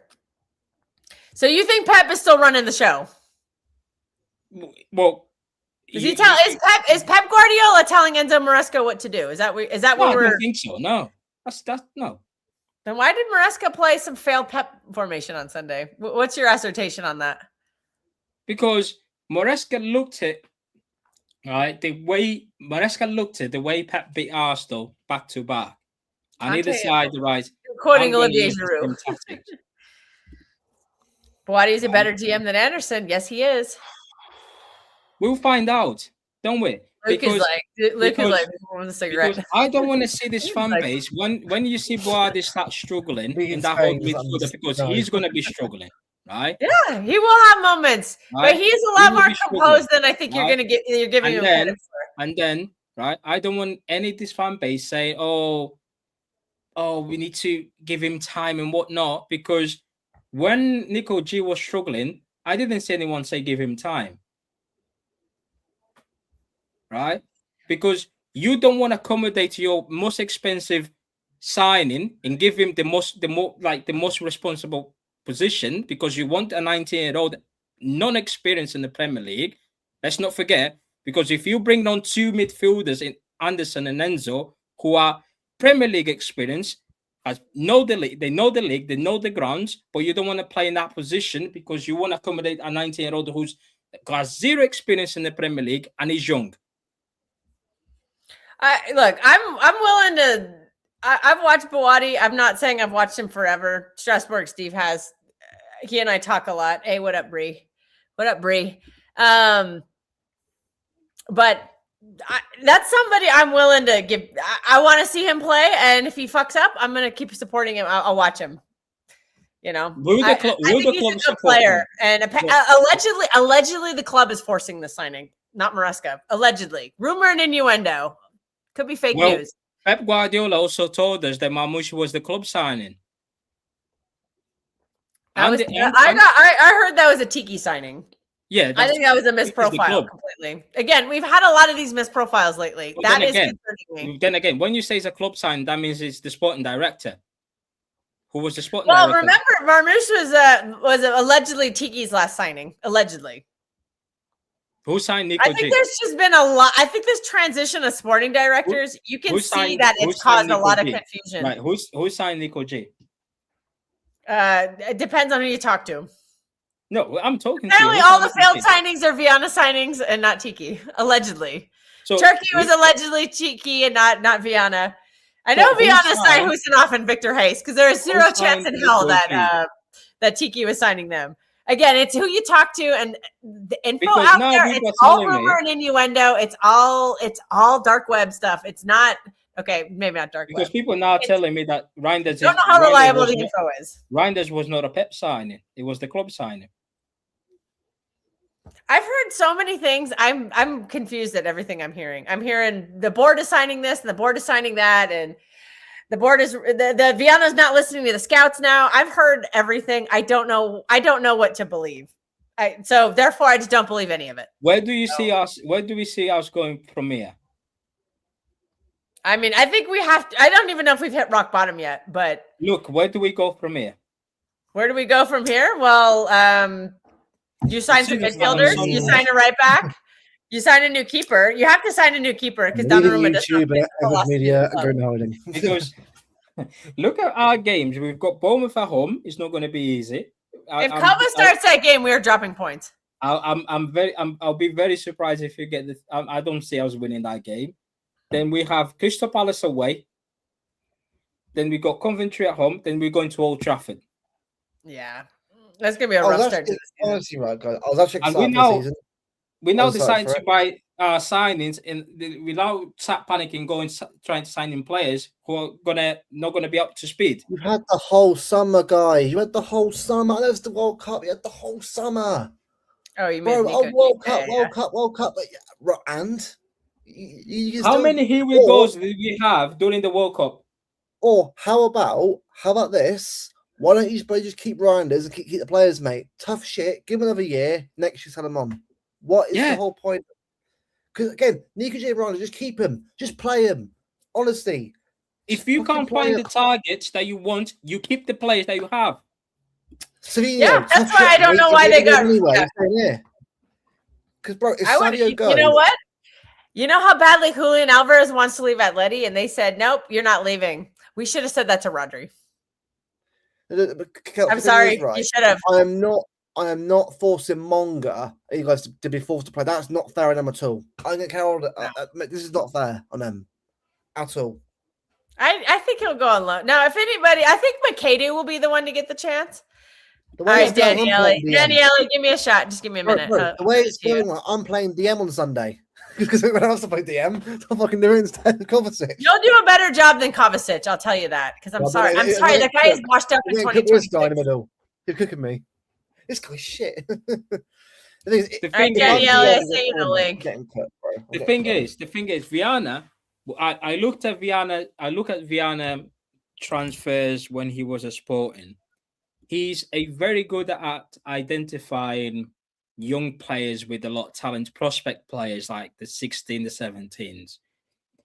But at Man City, it's all well and good for you to bring on these young players, which is cool. Is you thinking about the future and whatnot. But we are in a situation that we have to win now. You came, right? You came and took a job of a Chicky, right? Hey, and Chicky was a very good sporting director to an extent, right? He's done some madness, but he won us the treble. He brought in proper players that won us the treble. I give him a pass.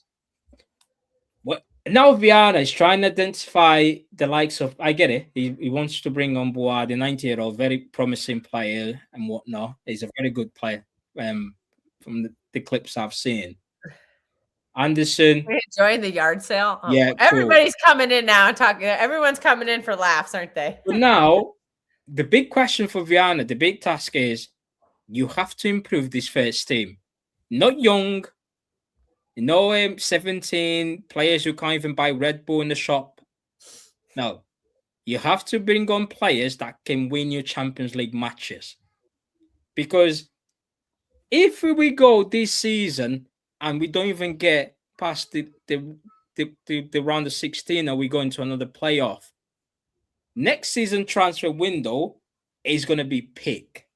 Also, Mateus, I don't think people are clocking that. If we do not get some players in the door, we might not make Champions League. We might not make Europe next season. Your wage bill just doubled in the last 18 months. Just doubled.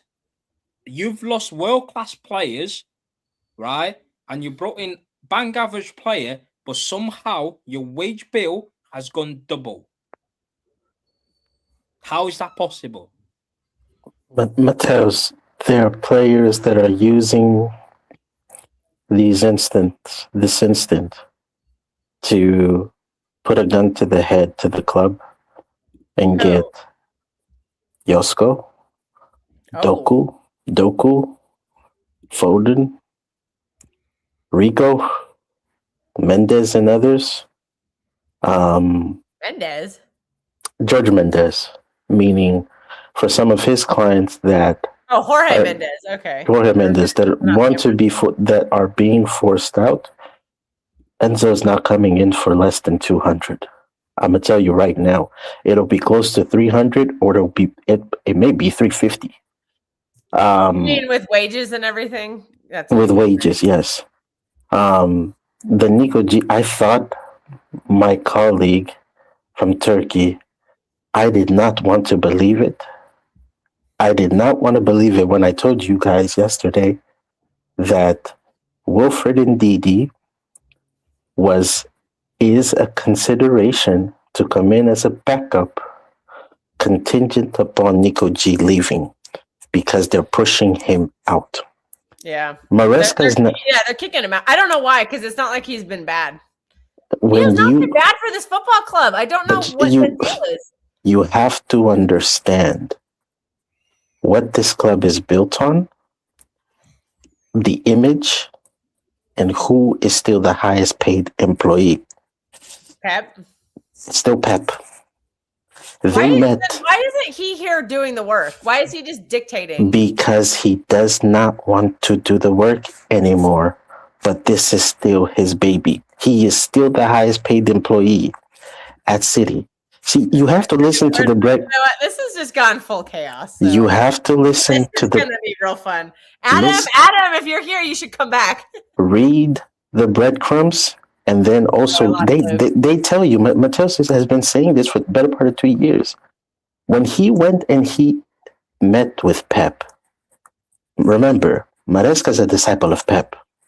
He is not going to tell Pep any different. he's going to agree with him. He does not know more ball than Pep. He doesn't even think he himself knows more ball. So if Pep is telling him, Nico G has no use for you, he's going to come back.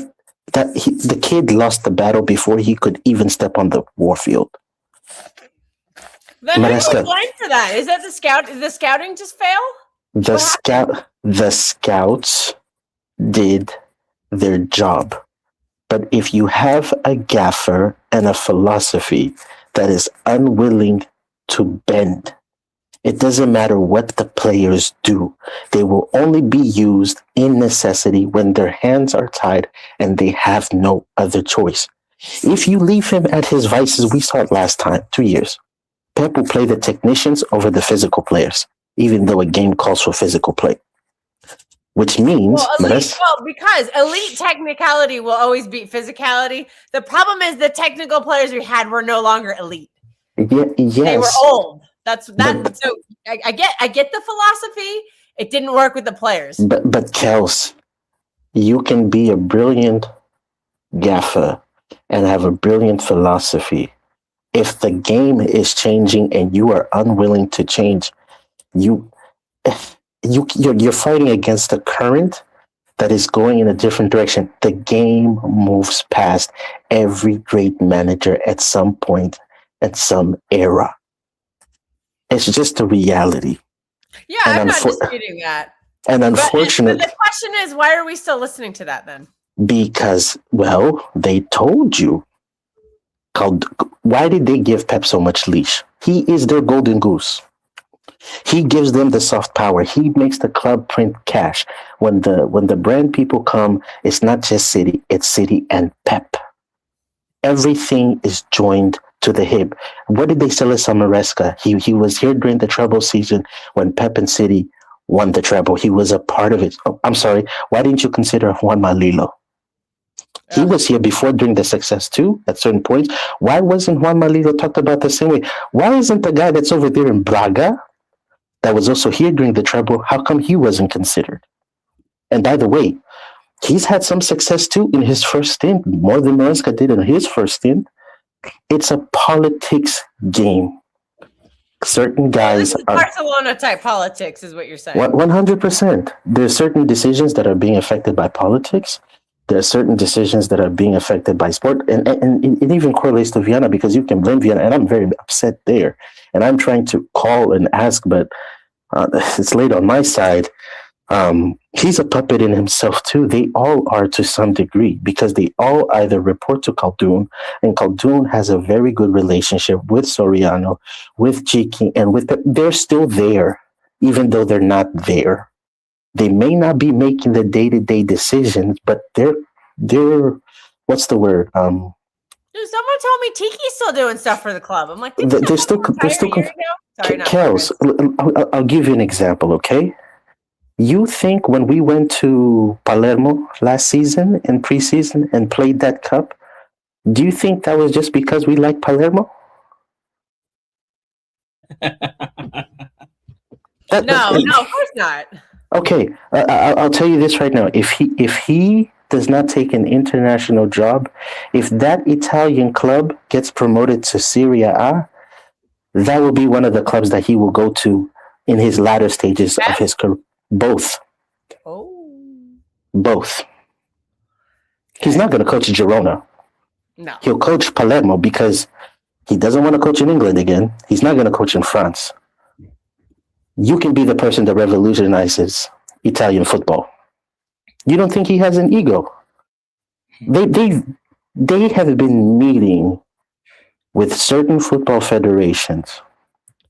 What is the next move for Pep?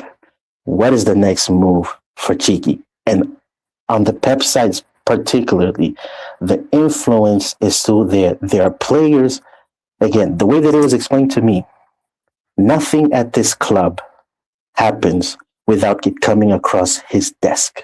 If he okays with it, because what you have heard through the dark webs, well, the scouts aren't doing their job and Viana is just giving a list and profile, it still goes to Pep. If he wants to say no, it's a no, because we've passed on players where the price was too much because Pep said, we'll do something different. It hasn't changed. If they want to spend right now on a certain player, who was there during the Buwadi game that gave the seal of during the World Cup? I heard the club is forcing that one. And also, remember, there was that World Cup game that Pep was at. Pep was there when Morocco was playing. There's a rumor. It's a rumor. The thing is, what I find is quite strange is Maresca. He was asked about what's your relationship with Pep, and he said in the press conference, he said, the day before I arrived to Manchester to become official, he spent the whole day with Pep, and they were talking about the players, they sort of behave and whatnot. But right now, I'm seeing the same players that Maresca didn't fancy, or the Pep didn't fancy, are the same ones that Maresca doesn't play them. Right? But and also, he was using Pep's formation, the 3-1-6, that did not work. Why is it when Maresca was a manager of under 21s, you also were managing Nico Riley, and Nico Riley was your midfielder, your number 10. Why is Nico Riley your left back? That was Pep's when you were in the academy and you come back from failure with Parma and you're trying to rehab, you are going to play the best players, regardless of whether they're a 10 or not. And in the youth levels, it's about stacking. If you have a stack of players that are just more talented, physically advanced than others, you have an advantage, which is what the EDS and the under 18s had for maybe 5 to 7 years. They had a good cycle. They were just stacked. Once those guys matriculated to the first team or moved on, you saw that the EDS was weaker than the under 18, and the under 18 had a stacked group that was coming along further. I would not put so much credit to what Maresca did in the academy, because that shit to me was an auto draft. It was a stacked group of kids.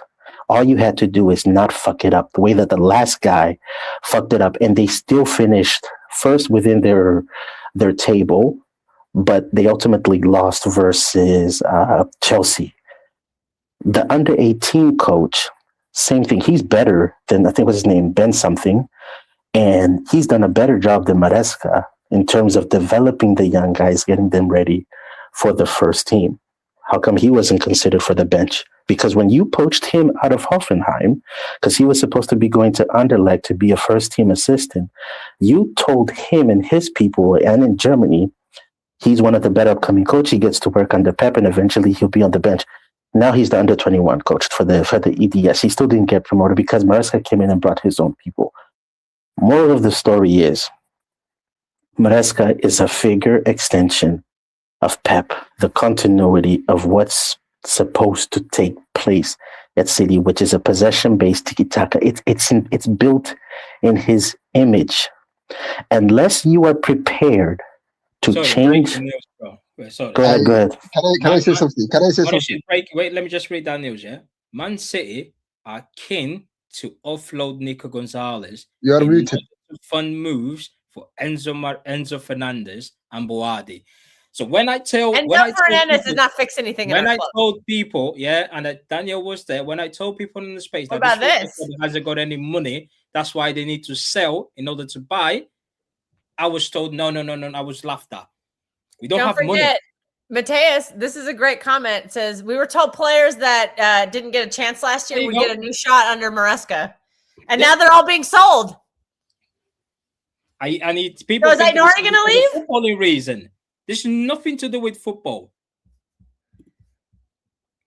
Right? Yeah, I don't know. Also, Marshid, you may only have to deal with Holland for one more season, because Holland may look at this next summer and say, forget about Holland for 1 second. For 1 second, forget about Holland. One thing I would agree. Also, Marshid thinks Cobb is better than Nico. No, listen. I agree with Daniel what he's saying, but in a different way. The problem we have in our club is, for example, I give you an example. If we sign a manager like a Mourinho, and you tell him, Mourinho, can you play a position football? Can you play a tic-tac? The problem we have is we signed and hired a manager like Maresca. and we are telling him and commanding him to abandon his philosophy and his way of playing, and tell him to try something different. By the way. Donnarumma is first. Donnarumma is one thing. Second is Haaland. There are a lot of things at the club that we are forcing. And the problem with you all cooking Maresca, you all cooking players. I think the issue of our club is the last 3 years is the board, is the sporting director. They section the needs. They section the needs. They sign the players. They sign the managers. It's their job. And the reason why we are what we are now is because of them. The reason why we are panicking now, this signing, this selling and buying we are doing now, it's a panicking, guys. There is no decision. There is no fire thinking. There is no strategy. It's like, can we sign Enzo? Chelsea, do you have Enzo is a fireman? Yes. Can we sign him? 120 million. We'll give you. We will come back. Wait us. This is a panicking, bro. This is madness. They telling us we're not going to pay 120 million, but they also know that Chelsea. No, now Chelsea have said it will be higher than that because we waited too long.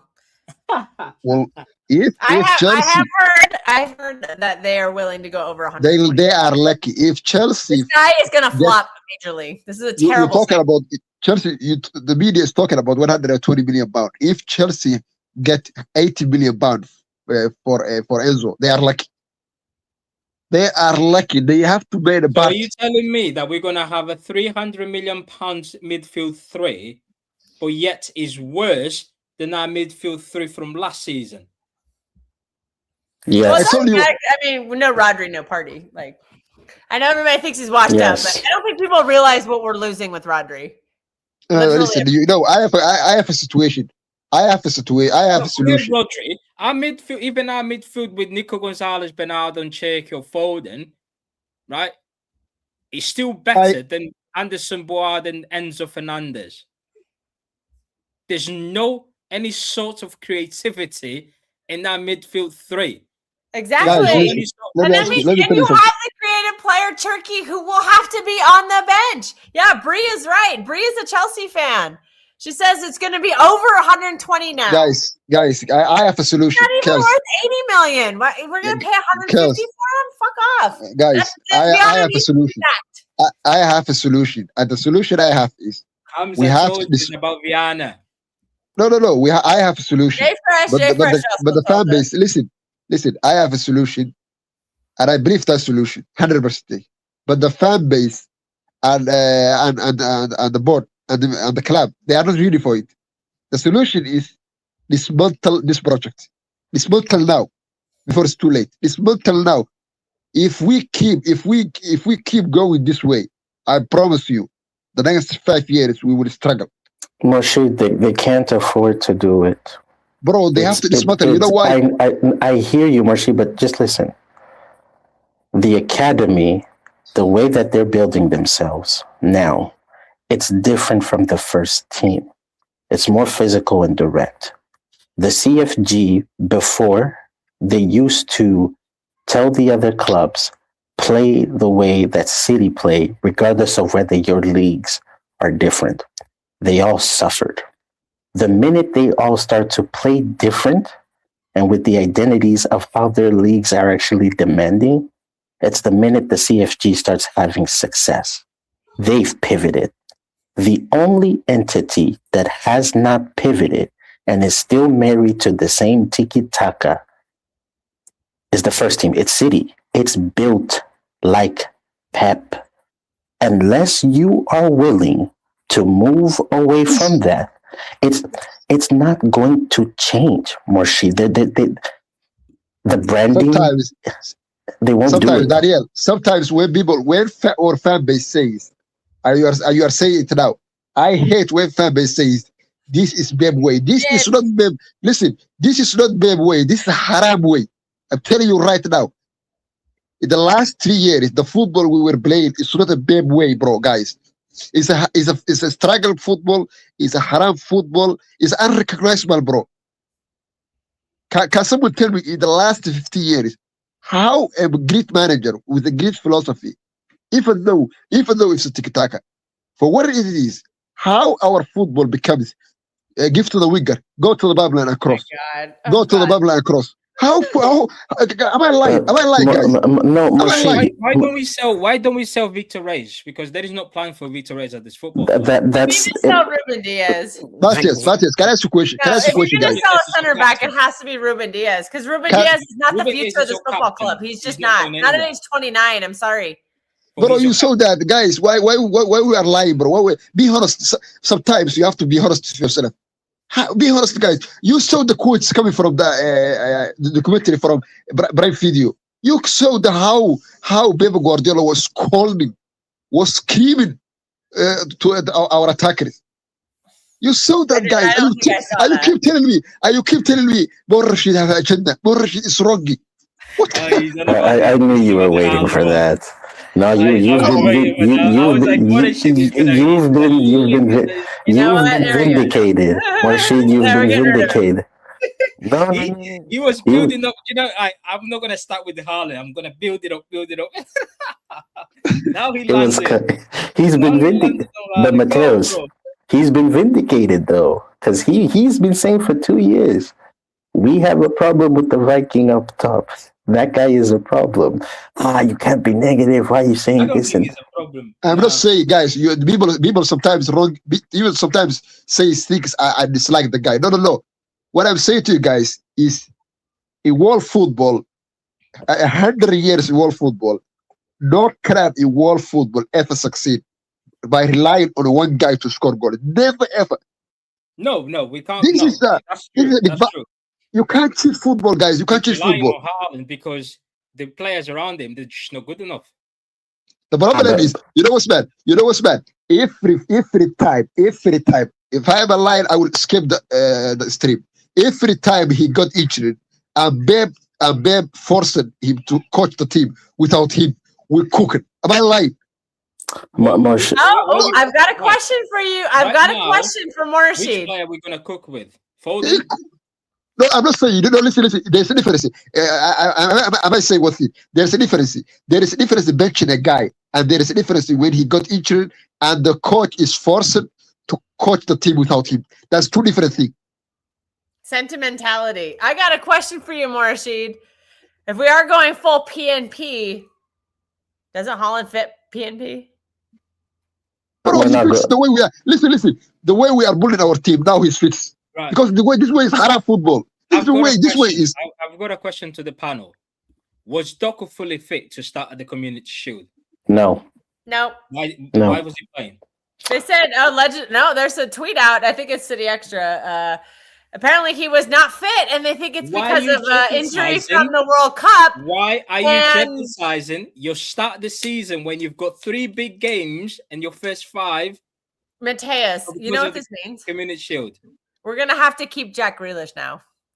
I understand. Listen, Matthews, I understand. Savino now because the reason I understand why they risky. Why they risky?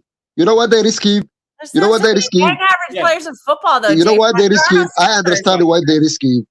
But the problem is, this is fake. He did not take it. He did not take it seriously. If he started Kovacic at the 6, that's not taking him seriously. No, he did. He did. No. You know what? If he took that seriously, then he's getting sacked by January. I can't explain football to our fan base. The reason why he started Kovacic, it's because of in order to minimize the risks of Donnarumma. If you have a goalkeeper like a Donnarumma who is not good at can't minimize them. He can't do it either. Okay, listen. Okay, let me finish. The reason why he started Kovacic, in terms of mobility and in terms of the movement on the beach, it's very clear right now. The reason he started Kovacic is because Pep Guardiola told him to. Very clear. I want to know why he started Doku. The reason why, listen, I tell you why he started Doku. Because the reason why he started Doku is in order to get the ball up to the beach to Haaland, you have to have a winger like a Doku, because in isolated area he can get past his players. But if you start the guys like a Grealish or even other wingers, they won't do that, bro.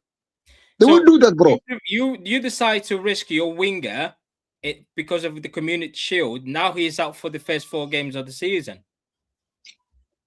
He took like a smart manager. He took a gamble, and it backfired. Yeah, I don't know. I'm tired. I'm tired of saving this club. Bro. This club deserves hell, wallah. Because now, can anyone see? Barcelona fan. Right now, can anyone see Cherki start against Bournemouth? No, it's going to be Foden. No. It's going to be Foden again. Danielle, I think you said a long time ago Turkey's not long term for this club. So you're telling me that if Enzo Fernandez comes in that door, Cherki is going to be out the door next summer. Yes. You know the problem. You know what's bad. You know what's bad about. Yeah, they'll probably sell him for a massive profit. You know what's bad. We made a big profit. You know what's bad about. You know what's bad about Cherki and Foden. If you have a virus like a Cherki and Foden, they need someone to connect with. They need someone to play one touch or two touch football. Hey, big up, Sal. That's why every time. That's why if you remember, guys. That's why every time when Alvarez was here, every time Alvarez played as a striker and Foden was playing as a 10, Foden was cooking.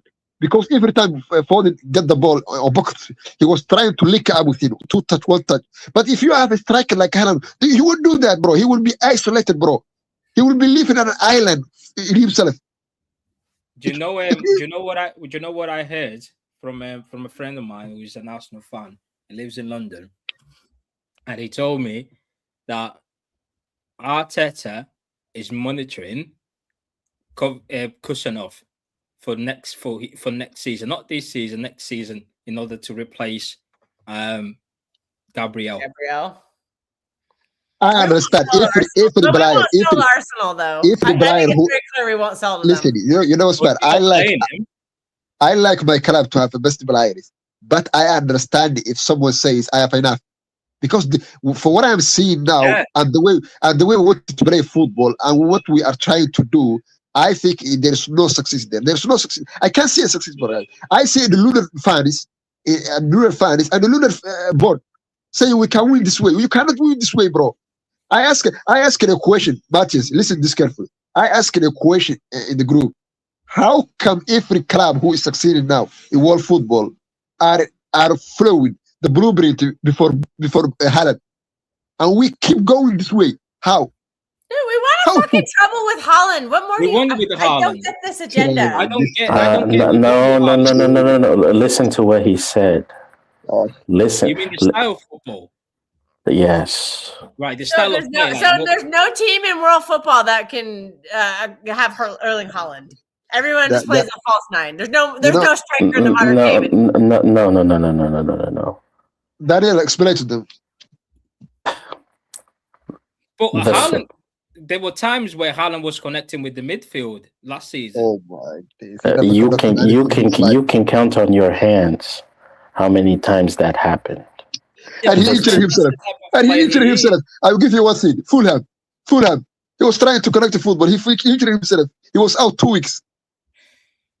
Yeah, I get what you're saying, but at the same time, how many top clubs has a striker that bangs on 40 goals a season? All those top strikers are more technically fluid than him. I will give you example. But they don't score the same goals. As many goals as him. The only striker who scores more than Haaland is Harry Kane, and he's playing in a farmers league. Lewandowski, when he was at Barcelona, was more fluid than him. Yeah, again, look what league you're in. What do you think Lewandowski would do in the Prem? Lewandowski's more than him. He's a better footballer than him. Okay, he never came to the Prem. Guys, let me ask you. Guys, this. You have to understand it. You know what's bad about our fan base? They know football, but they can't say we know football. You all watching our team, Prime City, and with the way we want to, the way we play football, and you keep insisting like we are doing the right thing. For example, no, we play for Haaland. That's for sure. And that's a bad idea, bro. That's a bad idea. That itself is a bad idea, bro. I will give you example. BSG and Bebe scored 40 goals before he left BSG. Did BSG say, he scored 40 goals? Why is he leaving? No. They say we will build a team. Not a one-man team. We will build a team, and they're dominating world football. Am I lying? No, you're correct, Listen, and it's the same thing that Ferran Torres will cook next year and we'll Champions League, and we keep saying We had Ferran Torres. He didn't do anything for us. No, Kels, you're missing the point.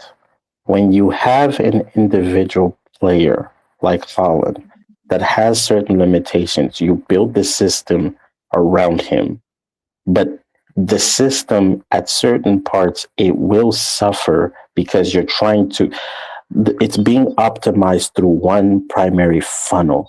The way we used to play before, from a fluidity standpoint, the threats just on the front line, the threats was across because you did not know when the players linked up who was going to pop up in which space. It was going to be a threat regardless. Today, whether it's Emmanuel as a threat on the right, Doku on the threat on the left, the intention of how the offense is structured, the ball is still supposed to find Haaland, which makes it more predictable. And if the build-up and the play is slower and he does not get the ball, he becomes a static liability at the top. That is an issue. We don't play that way. I heard that. You know what's bad? I give you example. Excuse me, please. I give you example. I give you a perfect example, Matthias, I give you the perfect example. I give you the perfect example. One word, please. I give you a perfect example. Do you remember 2025 when we played Crystal Palace before the FA Cup final? Do you remember? Yes. 5-2. Yeah. 5-2. Yeah. We smoked them 5-2, and we played that game incredibly. After the game, what Glasner said? Oliver Glasner decided No. What did he say?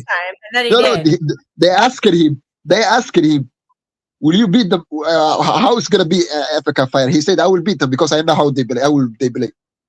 How did we play that game? Predictable way. Go to the Bible and go because the way we played them in that Premier League game, it was unpredictable, bro. The guy we sold him to Nottingham Forest, who's his name? What's his name? McAtee. McAtee was cooking. When we used to play false nine, we had very good technical players on the pitch and very good wingers, right? And world-class wingers. We can't do that right now. We don't have any of those players. Average wingers and a world-class striker and a bang average midfield. I agree. This is not even a bang average midfield. This is a bad midfield right now. No. I'm sorry, Kovacic, Rico Lewis, Jack Grealish. It's 2026. What are we doing? Ellie Anderson is the second coming of KDB. No. They can't understand it, bro. They can't understand it. No. Don't mistake some passing highlights because he whiffs the ball in like KDB, like he's KDB. Like KDB. No. Let's not. Okay, Matthias, you are a football man. You are a football man. Can I ask you a question? It's not and never will be Kevin De Bruyne. Okay, can I ask you a question? Okay, can I ask you a question? You came against the team like Arsenal or PSG, and they overpower you in the midfield by inverting central attacker and by inverting one of their defenders, and they overpower you 4-6 player. How can you control that midfield? Well, with who we have right now, we can't. You can. You will never be. You will never, even if you sign Vitinha, even if you sign the world class footballer, you will never empower that team because they overpower you by inverting the central attacker and other defender. That's why Arsenal did to us Community Shield. What Arsenal did to Community Shield is they overpower our midfield by numerical advantage and by tactical advantage. They inverted. Well, then why didn't Arsenal beat us last year? We had a washed-up Bernardo Silva and a washed-up Rodri, according on one leg. We play in mid-block, bro. And we overpowered them every time we played them. We play in mid-block, bro. 4-2-4 mid-block. We didn't brace them. Do we brace them? No. Yeah, no. We didn't. We let the goalkeeper and the centre half have the ball. We just stopped the ball. We just stopped the pass through the middle. But what Maresca did? He pressed them. Was just pressing. You pressed them. You know what's players who cannot press because they're not good enough. Because you know why? For some odd reason, Elliot Anderson was playing on the wing. I don't know what that means. Because he's KDB. Arteta did the box thing that they told us on different interviews and YouTube videos that Maresca was supposed to do. He did the box midfield. I don't know what the fuck we did. I don't know what the fuck we did. We were hoeing. That's what we were. We were fucking hoeing in that game. But he understood. You know what's bad? He can do that. He can do a box midfield because he can dictate his lineup. But Maresca he wanted to start Reinders, and you sold Reinders. He wanted Reinders at the club. Yeah. Well, this is the other thing too, where I'm now confused with the Enzo thing, because Morsheed has a point here. The way Arsenal play in the midfield, they do overpower. They're able to man mark with every midfielder that they're actually able to man mark with everyone. We cannot man mark with the front line. We can't man mark with a midfield that is it's a patchwork midfield. Kovacic doesn't have the legs or the energy at this point. So why is he here? Why is he playing? Why is he going to start on Sunday? We're going to get destroyed. Kels, I thought it was experience. I don't know anymore. Experience means nothing when you can't perform. Phil Foden and Cherky don't have the legs or the energy to man mark the way that he's required in a box midfield. And then here's the other problem too. We don't have the size in the midfield to even do that consistently and win the duels. Elliot Anderson is 5'11". If only the summer window was open. If only we could sign players right now. If only, you know? And another concerning part. There is some, what's the word? There is some, if I hope I'm saying this right, there is some duplicity in the profile of Elliot Anderson and Buwadi. And if you're telling me I've heard it 3 different times now. Elliot Anderson was supposed to be the Rodri replacement. Enzo Fernandez is supposed to be. Okay, if you tell me Elliot Anderson is going to replace Rodri, your scouting department doesn't know what they're doing. No, but hold on. They're not. Elliot Anderson is supposed to be the Rodri replacement. Yeah. Enzo Fernandez. They're not the same profile. No, just listen. Enzo Fernandez is supposed to be the Rodri replacement. And they told us Buwadi is supposed to be. Matthias had a thing that he posted in our group, and I laughed. The one guy that actually does want to play the Rodri role is the guy that you're selling. The guy that wants to play the Rodri position is the one that you're selling. Who, Nico G? Yeah, he's the tallest. He's the tallest one. Do you know how short our midfield is right now? And you know what? When he was playing the Rodri role last season, we won games. We didn't draw games. We won games. But he's gone now. So now we won at the Bernabeu. We beat Liverpool. We beat Newcastle multiple times in the cup. Okay, Kels, but now why are you selling the guy? Who is sanctioning this? Get rid of that person in the club. They're stupid. Kels, this is my other question, and I would pose it to Matheus and Morsheed. Maresca played with a double pivot between Caicedo and Enzo, where Enzo would go up top, and then one of Reece James or Malo Gusto would then invert into the midfield to do the box. So he went up top, and he's supposed to replace Rodri? No. Just listen.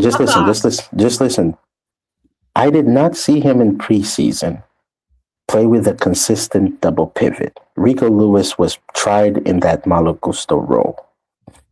If Enzo comes in, is the assumption now still, if Kovacic is going to start until Buwadi integrates, is he going to do a double pivot with Kovacic and Anderson and Enzo at the top? Is the goal long term to have Buwadi and Anderson in the double pivot and then Enzo still up top? Because I'm confused, because both Buwadi and Anderson, they have 2 things in common. They both hunt for the ball. So if you're hunting for the ball, yes, they don't stay in their position. So if you have that's the play you wanted to play in the DM. Wow. Yes. So if you have 2 players, because Rodri he rarely moves. He waits for the play to come to him. If you have 2 players that leave their position, who's covering for them? No one. And and remember, now you have a back three because your fullback potentially is either going up high. We're actually not rolling with that agenda, Ben. or That inverting. was Pat's original stream. Pat is not available today. I came over and we're melting down. Welcome, No, Ed. but Kels, if the fullback is inverting in, so now you're telling me the defense is going to be Yosko or Nico Riley or Yosko, Diaz, Gahey, Kusinov, alternate. Mateos, this is again. I'm shooting that crap on the wall now. Victor Hastings, because we saw this with Pep, and the influence is still there. Are they going to try Victor Hastings in midfield? There is rumors that Victor Hastings that they think they could groom him into a 6. There were rumors when we signed him. Remember that. This football club, this manager, they've got no plans for Victor Reis. None. He's being blocked by Ruben Diaz right now. I can bet £100 with anyone that Victor Reis will start more than even 10 games. If I was them, Victor Hayes is better served going on loan. If they were going to try, if they're going to force Diaz into the game every time. His agent won't loan him out. His agent will ask for a transfer. Yes. He's a Jorge Mendes? No. No, it's not that. Victor Reis, before we signed him, he had Tottenham looking for him, Newcastle on that. They've seen the potential. Even Barcelona would go for him. He's too good to go on loan. He'd want to have a permanent move. Because he might thinking about the Copa America to make into that Brazilian squad. Yeah. Mateus, do you put Nico Riley in midfield with Mateus Nunes and put Gahey right back? I would, yeah. I don't want to see. Mm-hmm. I don't know. Play a flat four. Play a flat four. You did it with Akanji. So the flat four would be what? The thing is, who's gonna not get here right back? Who's gonna be playing centre half? Because I don't trust Josko Vardy centre half, and I don't trust Diaz. Yeah, Diaz has been more. You want to put Nori? Yeah. We have Nori. What's he gonna do? Josko Vardy cannot defend. Can we all agree on that? Josko Vardy. I've come to that. He's a very good passer. Sorry, Kels, I've come to that. He's beautiful, but he can't defend. How dare you come for Yashko? It's such a hard admission. Josko Vardy is weak in 1v1. He let crosses going so easily when he's got in the fullback area, right? And he can't watch his shoulder. We might have fucked up by giving Diaz a contract extension. I'm just saying that. I'm talking Josko Vardy. You're going to Ruben Diaz. That's how you know it. That's how you know it, right? You have a high standards for Ruben Diaz, but when it comes down to Josko Vardy and his bozo gene, oh no, it's okay. Okay, the Saka thing was one. You pointed out the Saka thing on Sunday. No, it's not Saka thing. How long have I been on to Josko Vardy to point out just the Saka thing? No, I'm going by the most recent evidence. You know the problem. You know his problem, Guardiola. The problem. I was at that game. You know his problem. I was not him. Heinrich had a howler that game. Matthews, debut season flourished away. He's a very good attacking player, but he's not a very good centre half. He's not. No, his problem. You know his problem. Then put him as the backup striker, like you said. Yeah, put him up front. I don't care. He's your striker. You know his problem. To be a center hat. You're not advocating to sell him. You're advocating that he plays an attacking role. Okay, listen. You know his problem. The guy, he's a defender, and when you are a defender playing high line, risky football, progressive football, why would Lewis you have to able to read the game well. One of the things was even though the likes of Van Dijk, those guys were slow defenders, but they can read the game. They can read the danger, where the danger is coming from. The guy is a good defender. He's a quick, but his problem is he cannot read the game. He cannot read the danger. He cannot read the danger. Sometimes you see him getting dangers, bro. How can you be a good defender if you can't read danger? Yes, he can read. He cannot. Sometimes who actually does that on our team? It seems like nobody does except for Diaz, and Diaz doesn't have the pace. No, all I keep hearing about is positioning shit. No, Gustanov's not good enough. He can't start because the defensive positioning is shit. Have you seen Joshua Vardy positioning? He's never there. Apparently, it's all Husanav's fault. Vardy is similar to Calafiori. I think the only defender I trust at the football club is Husanov. Why do you think? Matthias, hold on. Manager had enough of him after 2 games. Start putting him on a bench, and in the knockout stage, he brought him to play up front. Matthias, just a sec. Have you seen the videos of Doku? Oh God! Don't. Oh jeez. That is no, Matthias. Look at this. I'm gonna send it to you, right? Matthias, this is not a calf. That looks like an Achilles. Then he's out for the season. He is struggling. With Jack Grealish. Matthias, he's struggling to put weight on his heel. You can't even stand. Well, you can't walk. In Achilles, you can't walk. So if he's walking, then it's not. He's not walking. He's standing, and he's got his heel off the ground. Oh, if that's an Achilles, though, we just gave him a contract extension. That's going to end his career. Yes, but he was always perfect, bro. No worries, bro. Yeah, he was always injured, bro. Bro, no. He was perfect. I hope we didn't give him too high of a pay raise, because if he has an Achilles, he will not be the same. His entire game is based on explosion. You don't wait, Marshid, wait. Have you heard the numbers that have been floating about what Doku got?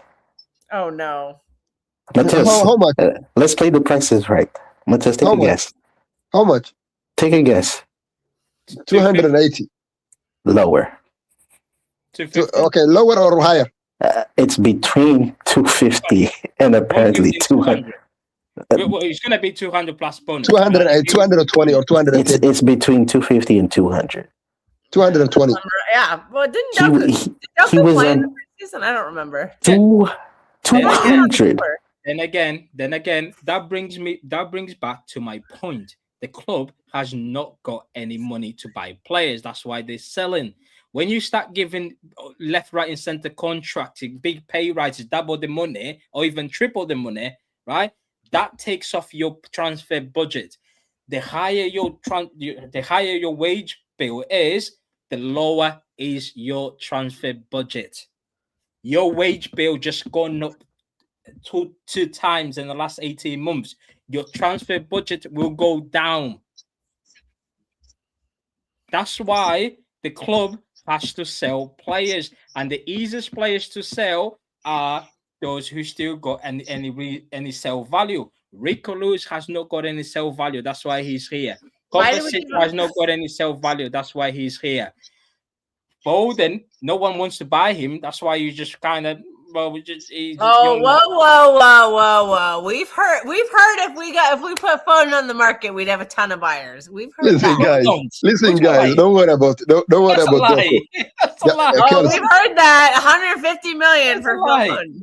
That's a lie. Kels, Jack Grealish don't worry. has no resale value. If Doku has an Achilles injury, we are going to be stuck with Jack Grealish. Don't worry about Doku, bro. He's always serpent, bro. He was always serpent. This winger that we can't. He's a serpent. He's a serpent to Haaland, bro. Actually, Savinho might have to stay now, even though he's downing tools now. How much do you value? How much do you value Phil Foden right now? Right now, oof. In the market. Yeah. In this market is pretty psychotic. So 140.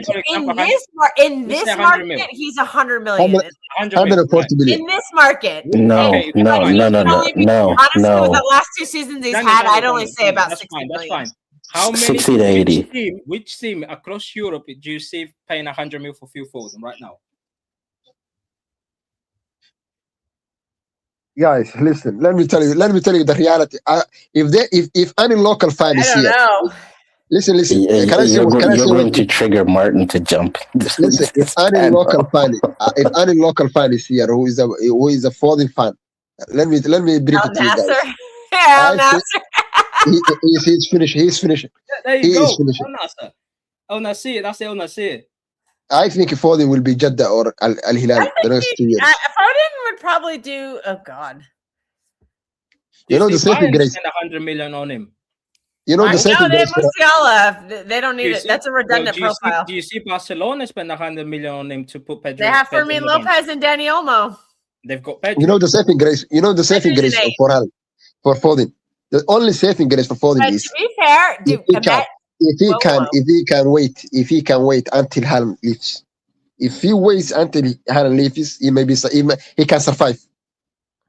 He's safe because the reason why I'm saying that is, and I say to you, Matthews, month ago, the likes of Foden and the likes of Turkey, they are false nine footballers. They are players you give them an extra space, an extra bond, an extra way of football. You have to give him, for example, look the way Arsenal played 2 days ago. How Odegaard was playing. Every time Odegaard got the ball, he had a space, he had a time. Those kind of players, you have to give them a time. In order to, how can you give them a time? You have to overload and overpower the other team you are playing against. And we can't do that, bro. In the squad we have and the players we have and their technical ability, we can't overpower other teams, bro. The only way we can do that is, how can I say it? Is inverting left back or right back. And other teams exploit that. We just sold our best Academy 6 to Wigan. Who? Charlie Gray. Oh. He was good. He was good. I watched him again. Was he? 2021. Oh wait, he came in a cup game last year, didn't he? Yeah. Charlie Gray? Okay. Guys, can I ask you a question? Another question. What's your expectation this season? Ugh. Dude, okay, as of today, if we go into the season with this current squad that we have right now, with the rumors of Nico G leaving, I would say we struggle to make Conference League. That's how poor I think the squad is. However, we have 12 days left, so I do think we'll make some signings, and then the expectations will change. But this squad right now, there is no midfield. And if our midfield going into the season is Jack Grealish, Rico Lewis, Mateo Kovacic, Phil Foden, Ryan Cherky, and Elliot Anderson, we are struggling to make Europa Conference League. We may miss Europe altogether. So, again, I'm basing that on the here and now, and that's with Nico G leaving. The here and now. But, however, we have time. Okay, if we sign Enzo Fernandez and if we sign Boadi, does your expectation change or it's still the same? It will be the same. If Boadi comes and Enzo Fernandez comes, does your expectation change or it's still the same? I think if we have Boadi, and I don't really rate Enzo that much, but he's better than fucking Kovacic, Grealish, and Rico Lewis, then I would say we're gonna challenge for Champions League. Because remember, it'll probably be a top 5. So I think we could probably do that.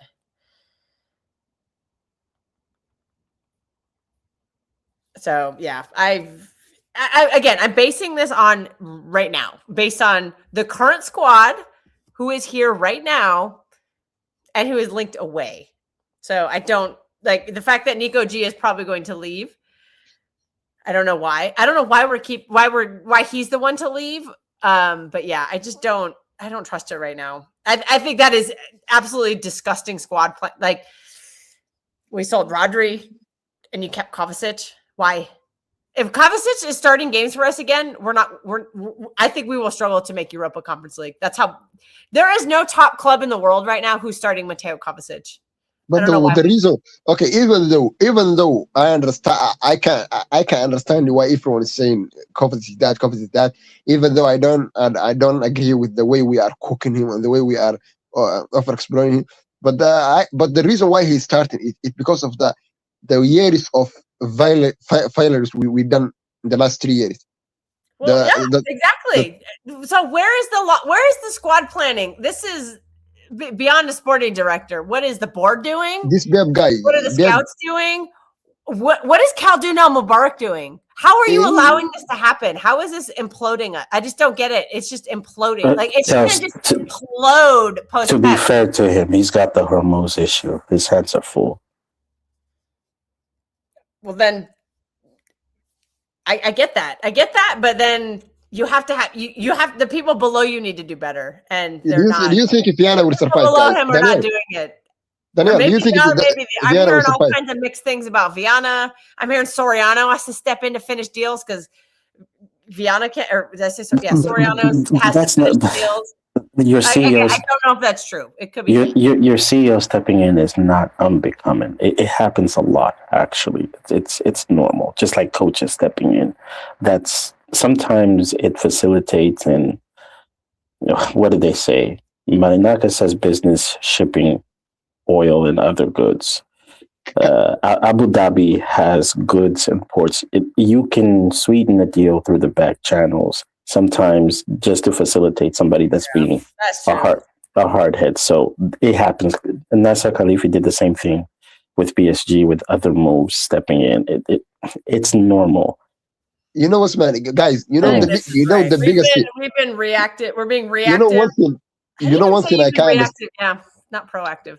Kels, you know one thing I can't stand that we are doing it, and we never done it even in Bev era. What? You give the manager the keys of the squad, how he can select it and how he can line up and how he can coach them, but you never give a manager the signings, the way you operate your club. The problem we have in our club, and this is the biggest thing, is we get a wrong key to Maresca. We give him the key that he can dictate who can he sign, who can he bring, and that's the vice versa. You have to give him. You have to tell him the club will sign for you. You need which kind of profile you want. I need a profile kind of player who can bring like that. Okay, we'll give you a list, and we will choose from that. But what I'm seeing right now, and the players we are linked, is almost like the players he coached from his previous clubs. Enzo Fernandez, Malo Gusto, and others. Murshid, I don't think he knows any better. And when you luck your way into a situation that you didn't think you were ever going to be in. Ibiana? I would say for both, but if I go on the Maresca, what's the term? Imposter syndrome? It might be too big of a job for both of them. For both of them, 100%. And then that's who but who hired them? Another 300K is coming. Another 300K is coming. They put their trust in the guys, and they might have fucked up. And this is why I was in favor of the club going German, because at least that platform gives you the chance to be competitive. If you don't have the technicians in Tiki Taka, good luck. Okay, Daniel. All right, this has been quite the melt. It's turned into quite the meltdown. I am very jet lagged right now. You should see the space that's going on right now, bro. This is we have to be prepared for this, bro. This is just the beginning, bro. The long struggle. I need to take a nap. What space is going on right now? Maybe I'll tune in. Bells and Hamza. Bell. Okay, yeah. I actually don't really listen to spaces anymore, but sometimes the meltdown ones tempt me. But I think I just need to go take a nap. I'm very jet lagged. I had a long day. I had a really long day yesterday. So I think I am going to wrap the stream up because I need to go take a nap. I'm losing it fast. I'm going to sleep. Well, everyone, thanks for tuning in. We are sorry for being so negative and toxic like we always are. But we had a lot of panelists on. We had Nossi, we had Carl, we had Adam. There will be a lot of fighting this season. This season will be nasty. Yeah. So if you guys want some peak YouTube and spaces, this is gonna happen. But again, we'll try to end this on a somewhat positive note. There are 12 days left in the window. Hopefully, we can get some players in. Hopefully. And I am a little leery on that based on the evidence that has been provided so far, because we've only signed one player. I'm a little nervous, but we'll see what happens. Either way, we will be there. We have the watch along on Sunday. That is the next official. Pat, I think Pat's going to come on in like I think on Thursday. Pat and Kels will be back at some point. We're gonna have the League On podcast coming back on the second channel, I think tomorrow. I'm not sure yet. We do have the watch along for Sunday. We are gonna still be watching all the city games. We're gonna still be doing streams, so we're not going anywhere. We're just not gonna abandon the team because they're having a rough stretch. We're still gonna be there supporting. We just might be complaining a lot, but we do that anyway. So hopefully you guys will still tune in. We would appreciate that. We always love interacting with the chat. Thank you guys for all contributing. Kels is going to go take a nap, and Just keep an eye on Twitter for more content. Thanks for joining, Morshid. And we'll see you guys next time. Have a good night. Bye-bye. God, let us win. Please, God. Please don't let me suffer today, God. Please. Please, God, don't let me suffer today.